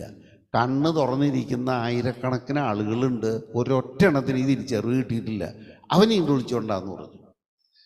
അങ്ങനെ ഒരാൾ ചെന്ന് പറഞ്ഞു ഗുരു നിന്നെ വിളിക്കുന്നു എന്ന് പറഞ്ഞു. അപ്പൊ അവൻ പുതച്ചിരുന്ന പുതപ്പോ അല്ലെങ്കിൽ അവൻ അണിഞ്ഞിരുന്ന മേലങ്കിയോ അതാരെങ്കിലും ദാരം കൊടുത്തതാവും. അവനത് പുറത്തേക്ക് വലിച്ചെറിഞ്ഞിട്ട് അന്ധനായ ഈ മനുഷ്യൻ കർത്താവിൻ്റെ അടുത്തേക്ക് ഓടി. ചോദിച്ചു നിനക്ക് എന്ത് വേണം? നിങ്ങളതിൽ എഴുതിയതൊന്നും വിശ്വസിക്കണം നിങ്ങളുടെ ഇഷ്ടം. ഞാൻ ഇതിൽ എഴുതിയതല്ല അവിടെ വിശ്വസിക്കുന്നത്. അവൻ പറഞ്ഞു എനിക്ക് കാണണം, എനിക്ക് കാണണം, എനിക്ക് നിന്നെ കാണണം. എനിക്ക് കാഴ്ച കിട്ടണമെന്നല്ല, എനിക്ക് ലോകം കാണണമെന്നല്ല, എൻ്റെ അന്ധത മാറണമെന്നല്ല, എനിക്ക് നിന്നെ ഒന്ന് കാണണം. കർത്താവ് പറഞ്ഞു കണ്ണിറയെ കണ്ടോ. കർത്താവിന് കാഴ്ച കൊടുത്തു. തുടർന്നുള്ള ഭാഗം വായിച്ചാൽ നിങ്ങൾ കാണും കർത്താവ് കാഴ്ച കൊടുത്ത കുരുടന്മാരിൽ ഇവൻ ഒരാൾ മാത്രമാണ് കർത്താവിനെ അനുഗമിച്ചത്. ബാക്കിയുള്ളവരൊക്കെ കാര്യം കഴിഞ്ഞപ്പോൾ ഒരു വീട്ടിൽ പോയി. മനസ്സിലായോ? ബൈബിള് വായിച്ചു നോക്കിയാൽ എഴുതും, അവിടെ എഴുതി വെച്ചിരിക്കുന്ന അവന് കാഴ്ച കിട്ടണമെന്ന് ആവശ്യപ്പെട്ടെന്ന്. അവന് കാഴ്ച കിട്ടണമെന്നല്ല ആവശ്യപ്പെട്ടത്, എനിക്ക് നിന്നെ ഒന്ന് കാണണം. മനസ്സിലായോ? വെളിപ്പാട് കിട്ടിയ വേറെ ആളുകളുണ്ട്.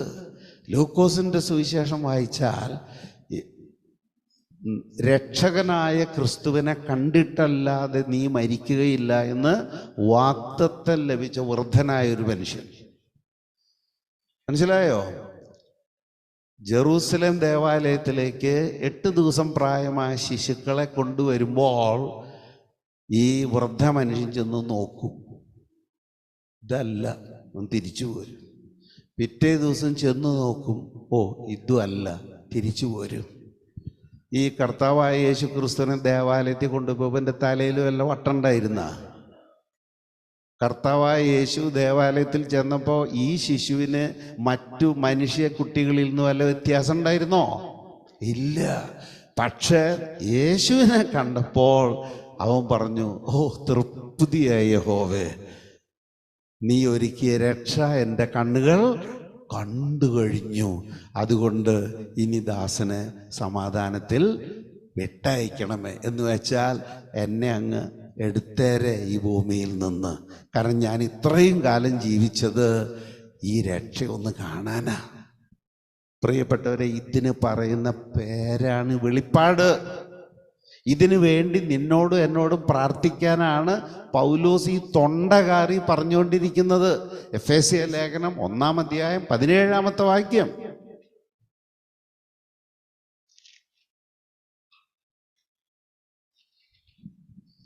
എഫേസ്യർ 1:17.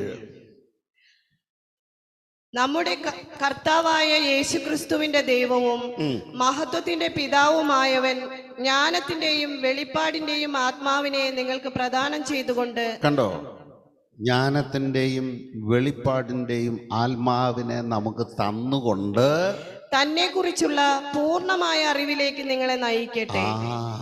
ഈ വെളിപ്പാട് കിട്ടിയെങ്കിലേ ക്രിസ്തു ആരാണെന്ന് മനസ്സിലാവുള്ളൂ. മനസ്സിലായോ? പുസ്തകം വായിച്ചാലും കുറെ അറിവൊക്കെ കിട്ടും, ഇല്ലെന്ന് ഞാൻ പറഞ്ഞില്ല. പക്ഷെ പൂർണ്ണമായൊരു വെളിപ്പാട് കിട്ടണമെങ്കിൽ, പൂർണ്ണമായൊരു അറിവ് കിട്ടണമെങ്കിൽ ദൈവം തൻ്റെ ജ്ഞാനത്തിൽ നമുക്ക് വെളിപ്പാട് തരണം. അങ്ങനെ കിട്ടിയാൽ ഒരു ഗുണം കൂടിയുണ്ട്. എന്താണത്? നമ്മളുടെ അന്തർനേത്രങ്ങൾ തുറന്നു കിട്ടും, അകക്കണ്ണ് തുറന്നു കിട്ടും. അങ്ങനെ ഉണ്ടോ?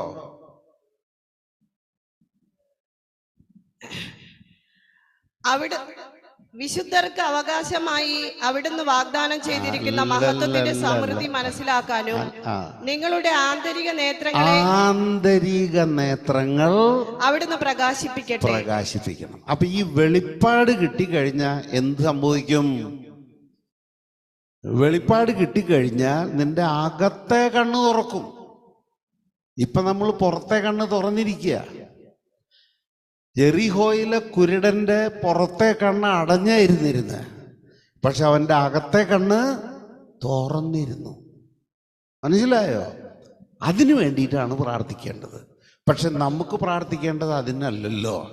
നമുക്ക് വേണ്ടത് ഇപ്പോഴത്തെ നമ്മുടെ കടം മാറണം, നമ്മുടെ വീട് ഒന്നും കൂടെ മോടി പിടിപ്പിക്കണം, മോൾക്ക് ജർമ്മനിയിലേക്ക് പോകാൻ ഒരു വിസ കിട്ടണം, അല്ലെങ്കിൽ മോനായാലും കുഴപ്പമില്ല, പിന്നെ കാശൊന്നും മേടിക്കാണ്ട് വീട്ടിൽ നിൽക്കുന്ന പെൺകുട്ടിയെ ആരെങ്കിലും കൊണ്ടുപോകണം.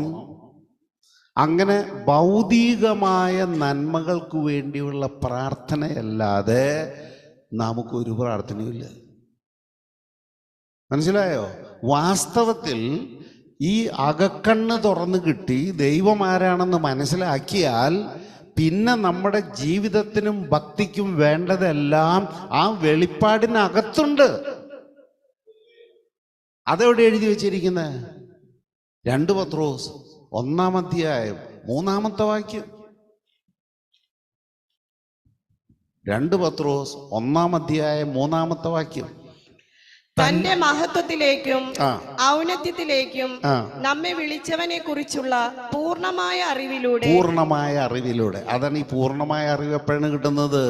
ഈ വെളിപ്പാട് കിട്ടുമ്പോൾ, ഈ അകക്കണ്ണ് തുറക്കുമ്പോൾ കിട്ടുന്നതാണ് ഈ വെളിപ്പാട്. നമ്മുടെ ജീവിതത്തിനും ഭക്തിക്കും ആവശ്യമായവയെല്ലാം അവന്റെ ദൈവിക ശക്തി നമുക്ക് പ്രദാനം ചെയ്തിരിക്കുന്നു. Praise the Lord. ചെയ്തേക്കാം എന്നല്ല, ചെയ്തിരിക്കുന്നു. അപ്പൊ നമുക്ക് ഈ ഭൂമിയിലായിരിക്കുമ്പോ എന്താണ് ആകെ കൂടെ വേണ്ടത്? Just one thing and one thing alone. ഇതാണ് മാർത്തയോട് കർത്താവ് പറഞ്ഞത്. കർത്താവ് പറഞ്ഞു, അല്പമേ വേണ്ടു, അല്ല ഒന്നേ വേണ്ടു. അല്പം എന്ന് പറയുമ്പോൾ ഒന്നീ കൂടുതലുണ്ട് അല്ലേ? ഒന്നേ വേണ്ടു. അത് മറിയം കണ്ടു, അത് അവളിൽ നിന്ന് ഞാൻ എടുത്തു മാറ്റില്ല. പക്ഷെ ഈ മറിയം കണ്ടതൊന്നും നമുക്ക് കാണാൻ താല്പര്യമില്ല. അതുകൊണ്ട് ആ മറിയത്തിനാണ് താൻ പുനരുത്ഥാനം ചെയ്തപ്പോൾ ആദ്യം കാണപ്പെട്ടത്. തൻ്റെ അമ്മയായ മറിയത്തിനല്ല, തൻ്റെ അപ്പസ്തോലന്മാരിൽ ആർക്കുമല്ല, ബന്ധുമിത്രാദികൾക്കല്ല, ആ ചീത്ത സ്ത്രീക്ക്, 7 അശുദ്ധാത്മ വിട്ടുപോയ കർത്താവ് ഒരുപാട് സഹായിച്ച ഒരു സ്ത്രീ. അവളെ നിങ്ങൾക്ക് മഗ്ദലനക്കാരത്തി മറിയാന്ന് വിളിക്കാം, അവളെ നിങ്ങൾക്ക് ലാസറിൻ്റെ പെങ്ങളെന്ന് വിളിക്കാം, അവൾ വ്യഭിചാരത്തിൽ പിടിക്കപ്പെട്ടവളാണെന്ന് വിളിക്കാം, ലൂക്കോസിൽ കാണുന്ന പാപിനിയായ സ്ത്രീയാണെന്ന് വിളിക്കാം. It's all the same. അത് മനസ്സിലാക്കണമെങ്കിലും നിങ്ങൾക്ക് എന്ത് വേണം? വെളിപ്പാട് വേണം. വെളിപ്പാടില്ലെങ്കിൽ നിങ്ങൾ തർക്കിച്ചുകൊണ്ടിരിക്കും. ആ പെണ്ണ് വേറെ, ഈ പെണ്ണ് വേറെ. ദൈവത്തിന് സ്തോത്രം. പ്രാർത്ഥന ഒന്ന് മാറ്റിപ്പിടിക്കുക. ഇത്ര കാലം തന്നിഷ്ടപ്രകാരം പ്രാർത്ഥിച്ചിട്ട് നമ്മളെ എവിടെ വരെ എത്തിയെന്ന് കണ്ടുല്ലോ. ഇനി ഒന്ന് മാറ്റിപ്പിടിക്കുക. കർത്താവേ, എനിക്ക് ഈ ഭൗതികമായതൊന്നും വേണ്ട, നീ എന്നെ അങ്ങ് നടത്തിയാൽ മതി, എന്നെ നീ നിത്യതയോളം എത്തിച്ചത് അത് മതി, എനിക്ക് വേറെ ഒന്നും വേണ്ട. If you change your prayers, you will change. കട്ടായം. ദൈവത്തിന് സ്തോത്രം. ഇനി നമുക്ക് കർത്താവ് പറഞ്ഞതിലേക്ക് വരാം. എന്താണ് കർത്താവ് പറഞ്ഞത്? ദാഹിക്കുന്നവനൊക്കെയും എൻ്റെ അടുക്കൽ വന്ന് കുടിക്കണം. അപ്പം ഞാൻ കൊടുക്കുന്ന വെള്ളം എന്താണ്? കർത്താവ് നമുക്ക് തരുന്ന വെള്ളത്തിന് പറയാവുന്ന മറ്റൊരു പേര്. 3-ാമത്തെ വാക്യം വായിച്ചോ? സോറി, ഞാൻ പറഞ്ഞുതരാം വാക്യം. 39-ാമത്തെ വാക്യം. അവൻ ഇത് പറഞ്ഞത് തന്നിൽ വിശ്വസിക്കുന്നവർ സ്വീകരിക്കാനിരിക്കുന്ന ആത്മാവിനെ പറ്റിയാണ്. അപ്പൊ കർത്താവ് കൊടുക്കുന്ന വെള്ളം is equal to holy spirit. കർത്താവ് കൊടുക്കാനിരുന്ന വെള്ളം അതുവരെ ആർക്കും കൊടുത്തിട്ടില്ല. തന്നിൽ വിശ്വസിക്കാനിരിക്കുന്നവർക്ക് താൻ കൊടുക്കാനിരിക്കുന്ന ആത്മാവ്. പിന്നെ യേശു മഹത്വീകരിക്കപ്പെട്ടു. ആ സമയത്ത് യേശു മഹത്വീകരിക്കപ്പെട്ടിട്ടില്ല എന്നതിൻ്റെ താഴെ തന്നെ എഴുതി വെച്ചിട്ടുണ്ട്. എന്തെന്നാൽ യേശു അതുവരെയും മഹത്വീകരിക്കപ്പെട്ടിരുന്നില്ല. യേശു മഹത്വീകരിക്കപ്പെട്ടത് എപ്പോഴാണെന്നറിയാമോ? പിതാവിൻ്റെ ഇഷ്ടം ചെയ്ത് കുരിശിൽ യാഗമായപ്പോൾ പിതാവ് പുത്രനെ മഹത്വപ്പെടുത്തി. ആ മഹത്വപ്പെടുത്തപ്പെട്ട പുത്രന്റെ ദിലാവിൽ നിന്ന് ഒരുത്തൻ കുത്തിയ കുന്തം മുഖാന്തിരം രക്തവും വെള്ളവും വേറെ വേറെ പുറപ്പെട്ടു എന്ന് യോഹന്നാൻ എഴുതി വച്ചിരിക്കുന്നു. രക്തം നമുക്ക് ലഭിക്കുന്ന പാപക്ഷമ, വെള്ളം പരിശുദ്ധാത്മാവ്. മനസ്സിലായോ? അപ്പോൾ കർത്താവായ യേശു ക്രിസ്തുവിൽ വിശ്വസിച്ച് പാപക്ഷമ നേടുന്ന നമുക്ക് അതിനോടൊപ്പം തന്നെ നമ്മൾ ചോദിക്കാതെ തന്നെ കിട്ടുന്ന ഒന്നാണ് പരിശുദ്ധാത്മാവ്. ആ പരിശുദ്ധാത്മാവിനെ പ്രാപിക്കാൻ നിങ്ങൾ ഉപവസിക്കേണ്ട, നിങ്ങൾ തലയും കുത്തി നിൽക്കണ്ട, നിങ്ങൾ ഒന്നും ചെയ്യണ്ട. It is given free and automatically. പക്ഷെ ആ കിട്ടിയ ആത്മാവിനെ വർദ്ധിപ്പിക്കേണ്ട ഉത്തരവാദിത്വം നമ്മുടെയാണ്. ഈ ഗ്ലാസ്സിനകത്ത് ഒരു 1/4 ഭാഗത്തിലേറെ വെള്ളമുണ്ട്. ഇത് ദൈവം എനിക്ക് തന്ന പരിശുദ്ധാത്മാവാണെന്ന് നിങ്ങൾ കൂട്ടിക്കോ. ഇത് എന്നിൽ നിന്ന്, ഈ ഗ്ലാസ്സിൽ നിന്ന് പുറത്തേക്ക് ഒഴുകുമോ? ഒഴുകുമോ? ഒഴുകുമോ? ഒഴുകുമോ? ഇല്ല. എന്താ ഒഴുകാത്ത? കാര്യം ഇത് തന്നെ നിറഞ്ഞിട്ടില്ല, പിന്നെ എങ്ങനെ ഒഴുകുക? അപ്പൊ ഇത് പുറത്തേക്ക് ഒഴുകണ എന്ത് ചെയ്യണം? ഇതിലേക്ക് ഈ പാത്രത്തിന് ഉൾക്കൊള്ളാവുന്നതിനേക്കാൾ കൂടുതൽ വെള്ളം വരണം. മനസ്സിലായോ? അത് സാധ്യമാണെന്ന് ശമരിയക്കാരി സ്ത്രീയോട് കർത്താവ് പറഞ്ഞിട്ടുണ്ട്. ഇതേ സുവിശേഷം 4-ാം അധ്യായം എടുത്തോ. യോഹന്നാന്റെ സുവിശേഷം 4-ാമത്തെ അധ്യായം 14-ാമത്തെ വാക്യം.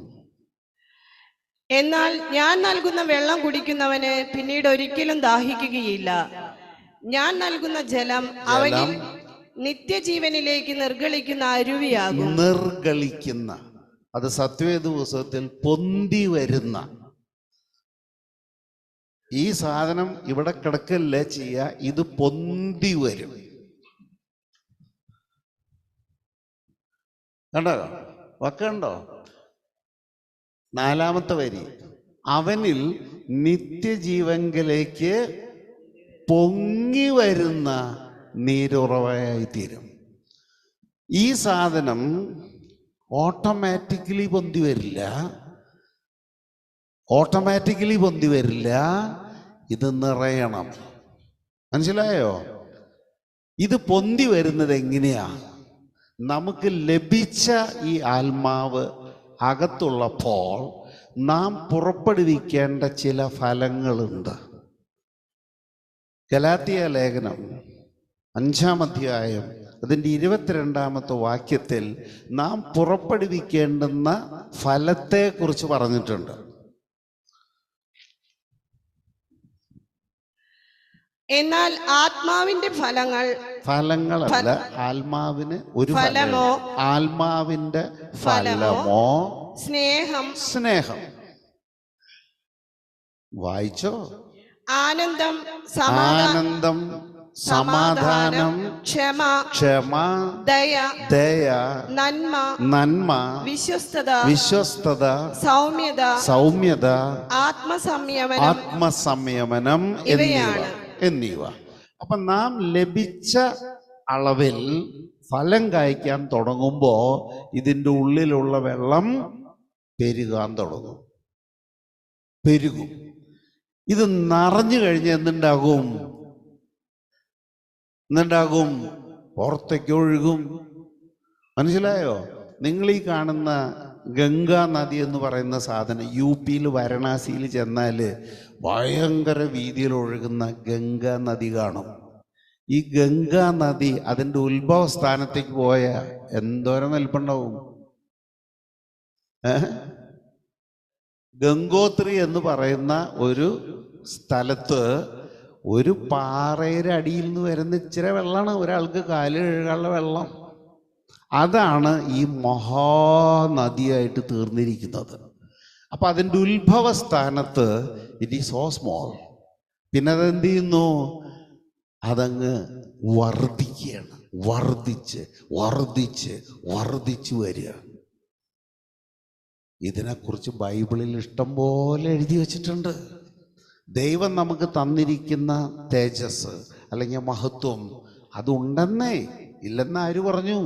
റോമക്കാർക്ക് എഴുതിയ ലേഖനം 8-ാം അധ്യായം എൻ്റെ 30-ാമത്തെ വാക്യത്തിൽ കാണാം, ദൈവം ഇപ്പോൾ തന്നെ നമ്മെ തേജസ്കരിച്ചിട്ടുണ്ട് അല്ലെങ്കിൽ മഹത്വപ്പെടുത്തിയിട്ടുണ്ട്.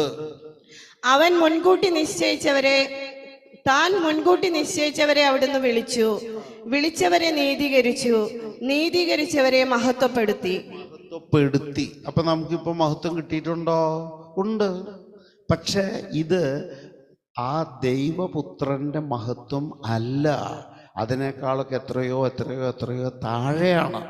ആ തന്നിരിക്കുന്ന മഹത്വം വർദ്ധിപ്പിക്കേണ്ട ഉത്തരവാദിത്വം എൻ്റെയും നിൻ്റെയാ. അത് 2 കൊറിന്ത്യ ലേഖനം 3-ാം അധ്യായം എടുത്താൽ സംഗതി കൃത്യമായിട്ട് കാണാം.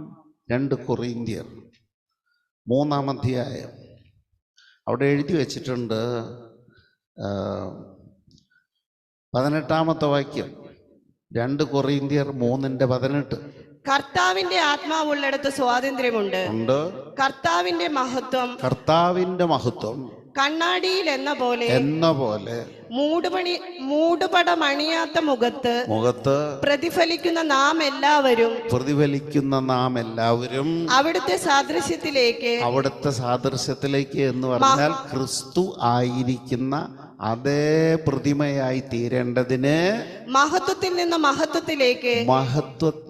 നിന്ന് ഇപ്പോഴുള്ള മഹത്വത്തിൽ നിന്ന് നമുക്കുണ്ടാകേണ്ട മഹത്വത്തിലേക്ക് രൂപാന്തരപ്പെട്ടുകൊണ്ടിരിക്കുകയാണ്. കണ്ട? അപ്പൊ ഈ പൊന്തി വരാനുള്ള പണി ദൈവമല്ല ചെയ്ത് നമ്മൾ ചെയ്യണം. അവിടെ മൂടുപടം അണിയാത്ത മുഖം എന്ന് പറഞ്ഞു. എന്താണ് ഈ മൂടുപടം? അത് പഴയ നിയമത്തെക്കുറിച്ച് പറയുന്നതാ. പഴയ നിയമം വായിക്കുന്നവൻ്റെ മുഖത്തൊക്കെ എന്ത് കിടപ്പുണ്ട്? ഒരു മൂടുപടം കിടപ്പുണ്ട്. അപ്പം നാം ക്രിസ്തുവിൽ വരുമ്പോൾ ആദ്യം നീക്കി കളയേണ്ട സാധനം എന്താണ്? ന്യായപ്രമാണം എന്ന മൂടുപടം, നമ്മെ പാപത്തിൽ തളച്ചിടുന്ന മൂടുപടം, നമുക്ക് പാപം ചെയ്യാൻ പ്രേരക ശക്തിയായി തീരുന്ന വിഷമുള്ള് ഒക്കെയാണ് ന്യായപ്രമാണത്തെക്കുറിച്ച് ബൈബിള് പറയുന്നത്. അതങ്ങോട്ട് നീക്കിക്കളയുക, എന്നിട്ട് ക്രിസ്തുവിനെ നോക്കുക. അപ്പൊ ക്രിസ്തുവിൻ്റെ മുഖത്ത് നിന്ന് ഞാൻ ആർജിച്ചെടുക്കുന്ന ഒരു തേജസ് ഞാൻ തിരിഞ്ഞ് ക്രിസ്തുവിനെ അറിയാത്തവരുടെ നേരെ പ്രകാശിപ്പിക്കുക. മനസ്സിലായില്ല? ഈ ചന്ദ്രന് പ്രശോഭയൊന്നുമില്ല. അത് സൂര്യനെ കാണുമ്പോൾ സൂര്യനിൽ നിന്ന് സ്വാംശീകരിക്കുന്ന തേജസ് മാത്രമേ ചന്ദ്രനുള്ളൂ. ആ ചന്ദ്രൻ ഇരുട്ടിൽ കഴിയുന്ന നമുക്ക് വെളിച്ചം തരുന്നത് പോലെ നാം ഓരോരുത്തരും ക്രിസ്തുവിൽ നിന്ന് സ്വാംശീകരിച്ചെടുക്കുന്ന തേജസ് ഇരുട്ടിൽ കഴിയുന്നവൻ്റെ മേൽ പ്രകാശിപ്പിക്കണം. അങ്ങനെ പ്രകാശിപ്പിക്കുമ്പോൾ നമ്മുടെ തേജസ് വർദ്ധിച്ച് വർദ്ധിച്ച് വർദ്ധിച്ച് ഒരു ദിവസം നാമും സാക്ഷാൽ ദൈവ തേജസ്സിലേക്ക് എത്തും. ഈ കാര്യത്തിൽ നമുക്ക് എങ്ങാനും ചെറിയൊരു പിഴവ് പറ്റിയെന്ന് വിചാരിക്കുക, നഷ്ടപ്പെടാനൊന്നുമില്ല. ദൈവം നമ്മോട് കരുണ കാണിക്കും. അവൻ എന്ത് ചെയ്യുമെന്നറിയാമോ? അവൻ സകലത്തെയും തനിക്ക് കീഴ്പ്പെടുത്താൻ കഴിയുന്ന തൻ്റെ വ്യാപാര ശക്തി കൊണ്ട് നമ്മുടെ താഴ്മയുള്ള ശരീരത്തെ അവൻ്റെ തേജസ്സേറിയ ശരീരത്തോട് അനുരൂപമായി രൂപാന്തരപ്പെടുത്തും. പക്ഷെ ദൈവം നോക്കിക്കൊണ്ടിരിക്കുകയാണ് ഞാൻ എന്തുമാത്രം ഉത്സാഹിക്കുന്നുണ്ട്. മനസ്സിലായോ? നാം എത്രയൊക്കെ ഉത്സാഹിച്ചാലും ചെയ്താലും ഇത്രയൊക്കെ ആവുള്ളൂ എന്ന് ദൈവത്തിനറിയാം. പക്ഷെ ഞാൻ ചെയ്തിട്ടുണ്ടോ? എൻ്റെ കർത്താവിനെ മറ്റുള്ളവർക്ക് വെളിപ്പെടുത്തുന്ന കാര്യത്തിൽ ഞാൻ എന്തെങ്കിലും ചെയ്യുന്നുണ്ടോ? ഇതെന്നെ കേൾക്കുന്ന നിങ്ങൾ ഓരോരുത്തരും പരിശോധിക്കണം. അല്ലാതെ നിങ്ങൾ കർത്താവിൽ വിശ്വസിച്ചു, പാപമോചനം കിട്ടി, പരിശുദ്ധാത്മാവിനെ കിട്ടി, ഇപ്പം പോണ മാതിരി കൊട്ടിയും പാടിയും പോയ ദൈവസന്നിധിയിൽ എത്തുമെന്ന് നിങ്ങൾ വിചാരിച്ചിട്ടുണ്ടെങ്കിൽ I'm sorry my brothers, you will be a loser. You will be a loser. മനസ്സിലായോ? ഒരാൾക്ക് പ്രസംഗിച്ചുകൊണ്ടേ ഒരാളെ മാനസാന്തരപ്പെടുത്താൻ പറ്റുമെന്നുണ്ടോ? ഉണ്ടോ? അങ്ങനെയാണെങ്കിൽ ഞാൻ നിങ്ങളോടൊരു ചോദ്യം ചോദിക്കുകയാണ്. സക്കായി എന്ന ഒരു മനുഷ്യൻ, അവൻ ആ ഒരു ആർത്തി പണ്ടാറാണ്, വലിയ കാശുകാരനുമാണ്. ജെറിഹോയിലൂടെ കർത്താവ് പോകുന്നുണ്ടെന്ന് കേട്ടപ്പോൾ അവൻ വിചാരിച്ചു, ബസ്സൂലി കൊടുത്തിട്ട് ഇവനായിരിക്കുന്നിടത്തേക്ക് പോകണ്ടല്ലോ, ഇപ്പോൾ ഇവിടെ നാട്ടിലെത്തിയിട്ടുണ്ടല്ലോ, ഇന്ന് ഈ ചെങ്ങായിനെ ഒന്ന് കണ്ടു കളയാമെന്ന് കരുതി മുകളിൽ കയറി. കാട്ടത്തീര മുകളിൽ എന്ന് വെച്ചാൽ അവന് കർത്താവിനെ കാണാം, കർത്താവിന് അവനെ കാണാൻ പറ്റില്ല. അവൻ ഒളിച്ചിരിക്കുക. ആ മരത്തിൻ്റെ കീഴെ വന്നപ്പോൾ കർത്താവ് സക്കായിയേ എന്ന് വിളിച്ചു. ഇറങ്ങി വാ, എനിക്കിന്ന് എൻ്റെ വീട്ടിൽ പാർക്കണം. അതവനെ തെല്ലൊന്നുമല്ല അമ്പരിപ്പിച്ചത്. കാരണം യഹൂദന്മാർ നഖശികാന്തം എതിർക്കുന്ന, അറപ്പ് പ്രകടിപ്പിക്കുന്ന ഒരുവനാണ് ചുങ്കക്കാരൻ. പക്ഷെ ആ ചുങ്കക്കാരൻ്റെ അടുക്കൽ ഇത്രയും പ്രധാനിയായൊരു മനുഷ്യൻ പേരെടുത്ത് വിളിച്ചിട്ട് നിന്റെ വീട്ടിൽ ഞാനിന്ന് പാർക്കാൻ വരികയാണെന്ന് അറിഞ്ഞപ്പോൾ അവന് ഭയങ്കര സന്തോഷമായി. പാറ പോലുള്ള അവൻ്റെ മനസ്സങ്ങ് വെണ്ണ പോലെയായി. എന്നിട്ട് അവൻ താഴെ ഇറങ്ങി വന്നു. കർത്താവ് അവനെ നോക്കി, അവൻ കർത്താവിനെ നോക്കി. ഒരു വാക്ക് കർത്താവ് അവനോട് പറഞ്ഞിട്ടില്ല. നീ നരകത്തിൽ പോവും, ഈ പണമെല്ലാം കൊണ്ട് നിനക്ക് എന്താ കാര്യം, നീ അതൊക്കെ ദരിദ്രർക്ക് കൊടുക്ക്. കർത്താവ് എല്ലാം പറഞ്ഞോ? The very presence of Jesus, അവൻ്റെ ഉള്ളിൽ നിന്നൊഴുകുന്ന ആത്മാവിൻ്റെ അളവിൽ ഈ മനുഷ്യൻ സ്വയം പറയുകയാണ്, എൻ്റെ സ്വത്തിൻ്റെ നേർപകുതി ഞാൻ ദരിദ്രർക്ക് കൊടുത്തോളാം. ഞാൻ മറ്റുള്ളവരിൽ നിന്ന് അന്യായമായി സ്വാംശീകരിച്ചതൊക്കെ 1/4 തിരിച്ചു കൊടുക്കാം. എന്ത് പ്രസംഗ കർത്താവ് അവനോട് പറഞ്ഞ്? വല്ലതും പറഞ്ഞോ? ഒരു വാക്ക് പറഞ്ഞില്ലെങ്കിലും നിന്റെ ഉള്ളിൽ ആ ആത്മാവിൻ്റെ നിറവുണ്ടെങ്കിൽ നിന്നെ തിരിച്ചറിയേണ്ടവൻ തിരിച്ചറിയും. നിനക്ക് ആത്മാക്കളെ നേടാൻ പ്രസംഗിക്കാൻ മൈക്കൊന്നും വേണ്ട. ഒന്ന് ട്രൈ ചെയ്ത് നോക്ക്. ഈ ആത്മാവിനെ വർദ്ധിപ്പിക്കാനുള്ള നമ്മുടെ പരിശ്രമം എത്രയാണ്? ഒരു പരിശ്രമവുമില്ല. എൻ്റെ ഒരു ദുരന്ത കഥ എന്ന് പറയുന്നത്, എനിക്ക് വെളിപ്പെടുത്തി തരാവുന്ന ഒരുപാട് വ്യക്തികൾ, ഒരുപാട് സംഭവങ്ങൾ എൻ്റെ കൺമുമ്പിലുണ്ട്. പക്ഷെ ഞാനത് പറഞ്ഞത് മാത്രമേ ഓർമ്മയുണ്ടാവുള്ളൂ. അപ്പം ആള് പറയും, ഇത് എന്നെ ഉദ്ദേശിച്ച് പറഞ്ഞതാണ്, എന്നെ മാത്രം ഉദ്ദേശിച്ച് പറഞ്ഞതാണ്. അതുകൊണ്ട് ഞാൻ പറയുന്നില്ല, ഇഷ്ടമുള്ളവർ സ്വയം വിശകലനം ചെയ്ത് മനസ്സിലാക്കിക്കോ. ഈ സഭയിലുള്ള ഓരോ കുഞ്ഞിനും നിത്യജീവനിൽ എത്താനുള്ള ഉപദേശം ഇവിടെ കിട്ടിക്കൊണ്ടിരിക്കുന്നുണ്ട്. വേണമെങ്കിൽ അനുസരിച്ചോ, വേണ്ടയോ നിങ്ങൾ തള്ളിക്കോ. എഹെസ്കേൽ പ്രവചനം 47-ാം അധ്യായത്തെക്കുറിച്ച് ഒരു 5 മിനിറ്റ് പറഞ്ഞ് ഞാൻ നിർത്താം. വായിക്കൊന്നും വേണ്ട. കർത്താവ് പറഞ്ഞു, തിരുവെഴുത്തിൽ പറഞ്ഞിരിക്കുന്നത് പോലുള്ള ജീവജല നദി ഒഴുകുന്ന പറഞ്ഞു അല്ലേ? അപ്പൊ ഈ തിരുവെഴുത്തിൽ പറഞ്ഞിട്ടുള്ള ജീവജല നദി എന്ന് വെച്ചാൽ പഴയ നിയമത്തിൽ എവിടൊക്കെയോ ഈ നദിയെക്കുറിച്ച് പറഞ്ഞിട്ടുണ്ട്. അതിലൊരു ഭാഗം നമ്മൾ എഴുന്നേറ്റ് നിന്ന് കൈയടിച്ച് ആരാധിക്കുന്നതിന് മുമ്പ് ഞാൻ പറഞ്ഞു ഇല്ലേ, ഒരു നദിയുണ്ട്, അത് അത്യുന്നതൻ്റെ തിരുനിവാസത്തെ സന്തോഷിപ്പിക്കുന്നു. ആ നദി ഒരിക്കലും കുലുങ്ങില്ല, കാരണം ദൈവം അതിരാവിലെ അതിനെ സഹായിക്കുന്നു. ഞാൻ പറഞ്ഞു അതൊരു നദിയല്ല, അത് നമ്മൾ ഓരോരുത്തരാണ്. ദൈവം നമുക്ക് തന്നിരിക്കുന്ന ഈ അല്പമായ അളവിന് നമ്മുടെ സൽപ്രവൃത്തികൾ കൊണ്ട് വർദ്ധിപ്പിച്ച് ഇത് പുറത്തേക്ക് ഒഴുകുമ്പോൾ അനേകം ആളുകൾ ക്രിസ്തുവിലേക്ക് തിരിയും. അത് യഹസ്കേലിനെ പഠിപ്പിക്കാൻ വേണ്ടി ദൈവം ഒരു പ്രവാചകനെ അയച്ചു. ജെറൂസലേം ദേവാലയത്തിൽ നിന്ന് ഒരു നദി പുറപ്പെടുക. 1000 മുഴ നീളമുള്ള ഒരു ചരട് ഈ ദൈവദൂതൻ്റെ കയ്യിലുണ്ട്. അതിൻ്റെ ഒരറ്റം യഹസ്കേലിന് കൊടുത്തു. എന്നിട്ട് പറഞ്ഞു, നീ ഈ വെള്ളത്തിൽ കൂടെ നടന്നു. അങ്ങനെ ഒരറ്റം പിടിച്ച് ഈ പ്രവാചകനോട് ദൂതനോട് നിന്നു. പ്രവാചകൻ നടന്നു. ചരട് തീർന്നപ്പോൾ പുള്ളി നിന്നു. അപ്പോൾ ദൂതൻ വിളിച്ചു ചോദിച്ചു, മനുഷ്യപുത്ര, അവിടെ എന്തോരം വെള്ളമുണ്ട്? നരിയാണിയോളം വെള്ളമുണ്ട്. ഓ അല്ലേ, ഒരു പണി, ഒരു കമ്പെടുത്ത് അവിടെ കുത്തി അടയാളം വെച്ചിട്ട് നീ മുന്നോട്ട് പോക്കോ. 2ാമത്തെ ചരട് അളന്നു. ദൂതം വിളിച്ചു ചോദിച്ചു, യഹസ്കേലേ, ഇപ്പം അവിടെ എത്ര വെള്ളമുണ്ട്? മുട്ടോളം വെള്ളമുണ്ട്. പോരാ, ഒരു കമ്പെടുത്ത് വയ്ക്കുക, മുന്നോട്ട് പോ. അങ്ങനെ അവൻ 3ാമത്തെ അളവ് അളന്നു. യഹസ്കേലേ, എത്ര വെള്ളമുണ്ട്? അവൻ പറഞ്ഞു, അരയ്ക്കൊപ്പം വെള്ളമുണ്ട്.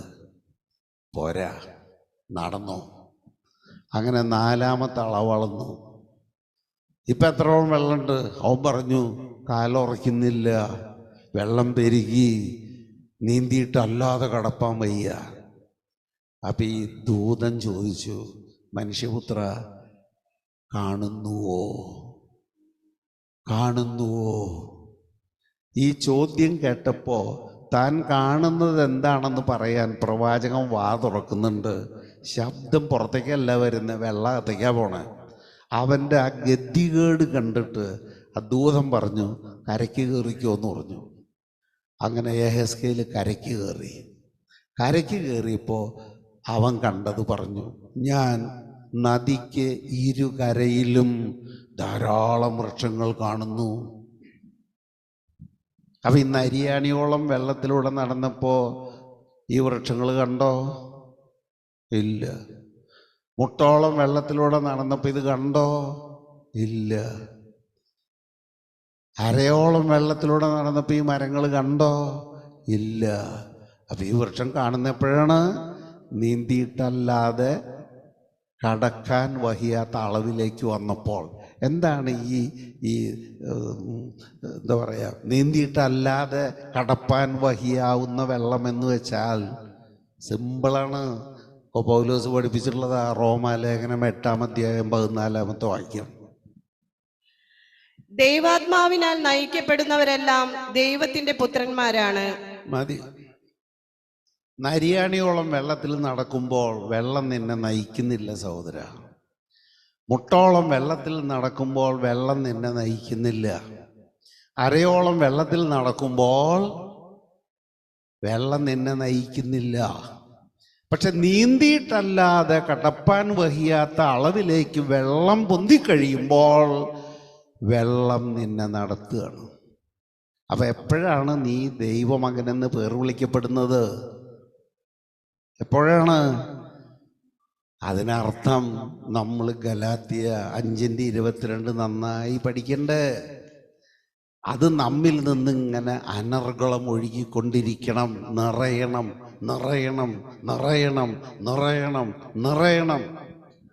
22 നമ്മൾ വായിച്ചു. ഇനി ഒരു പ്രാവശ്യം കൂടി വായിച്ചോ. എന്തൊക്കെയാണ് ആ കാര്യം?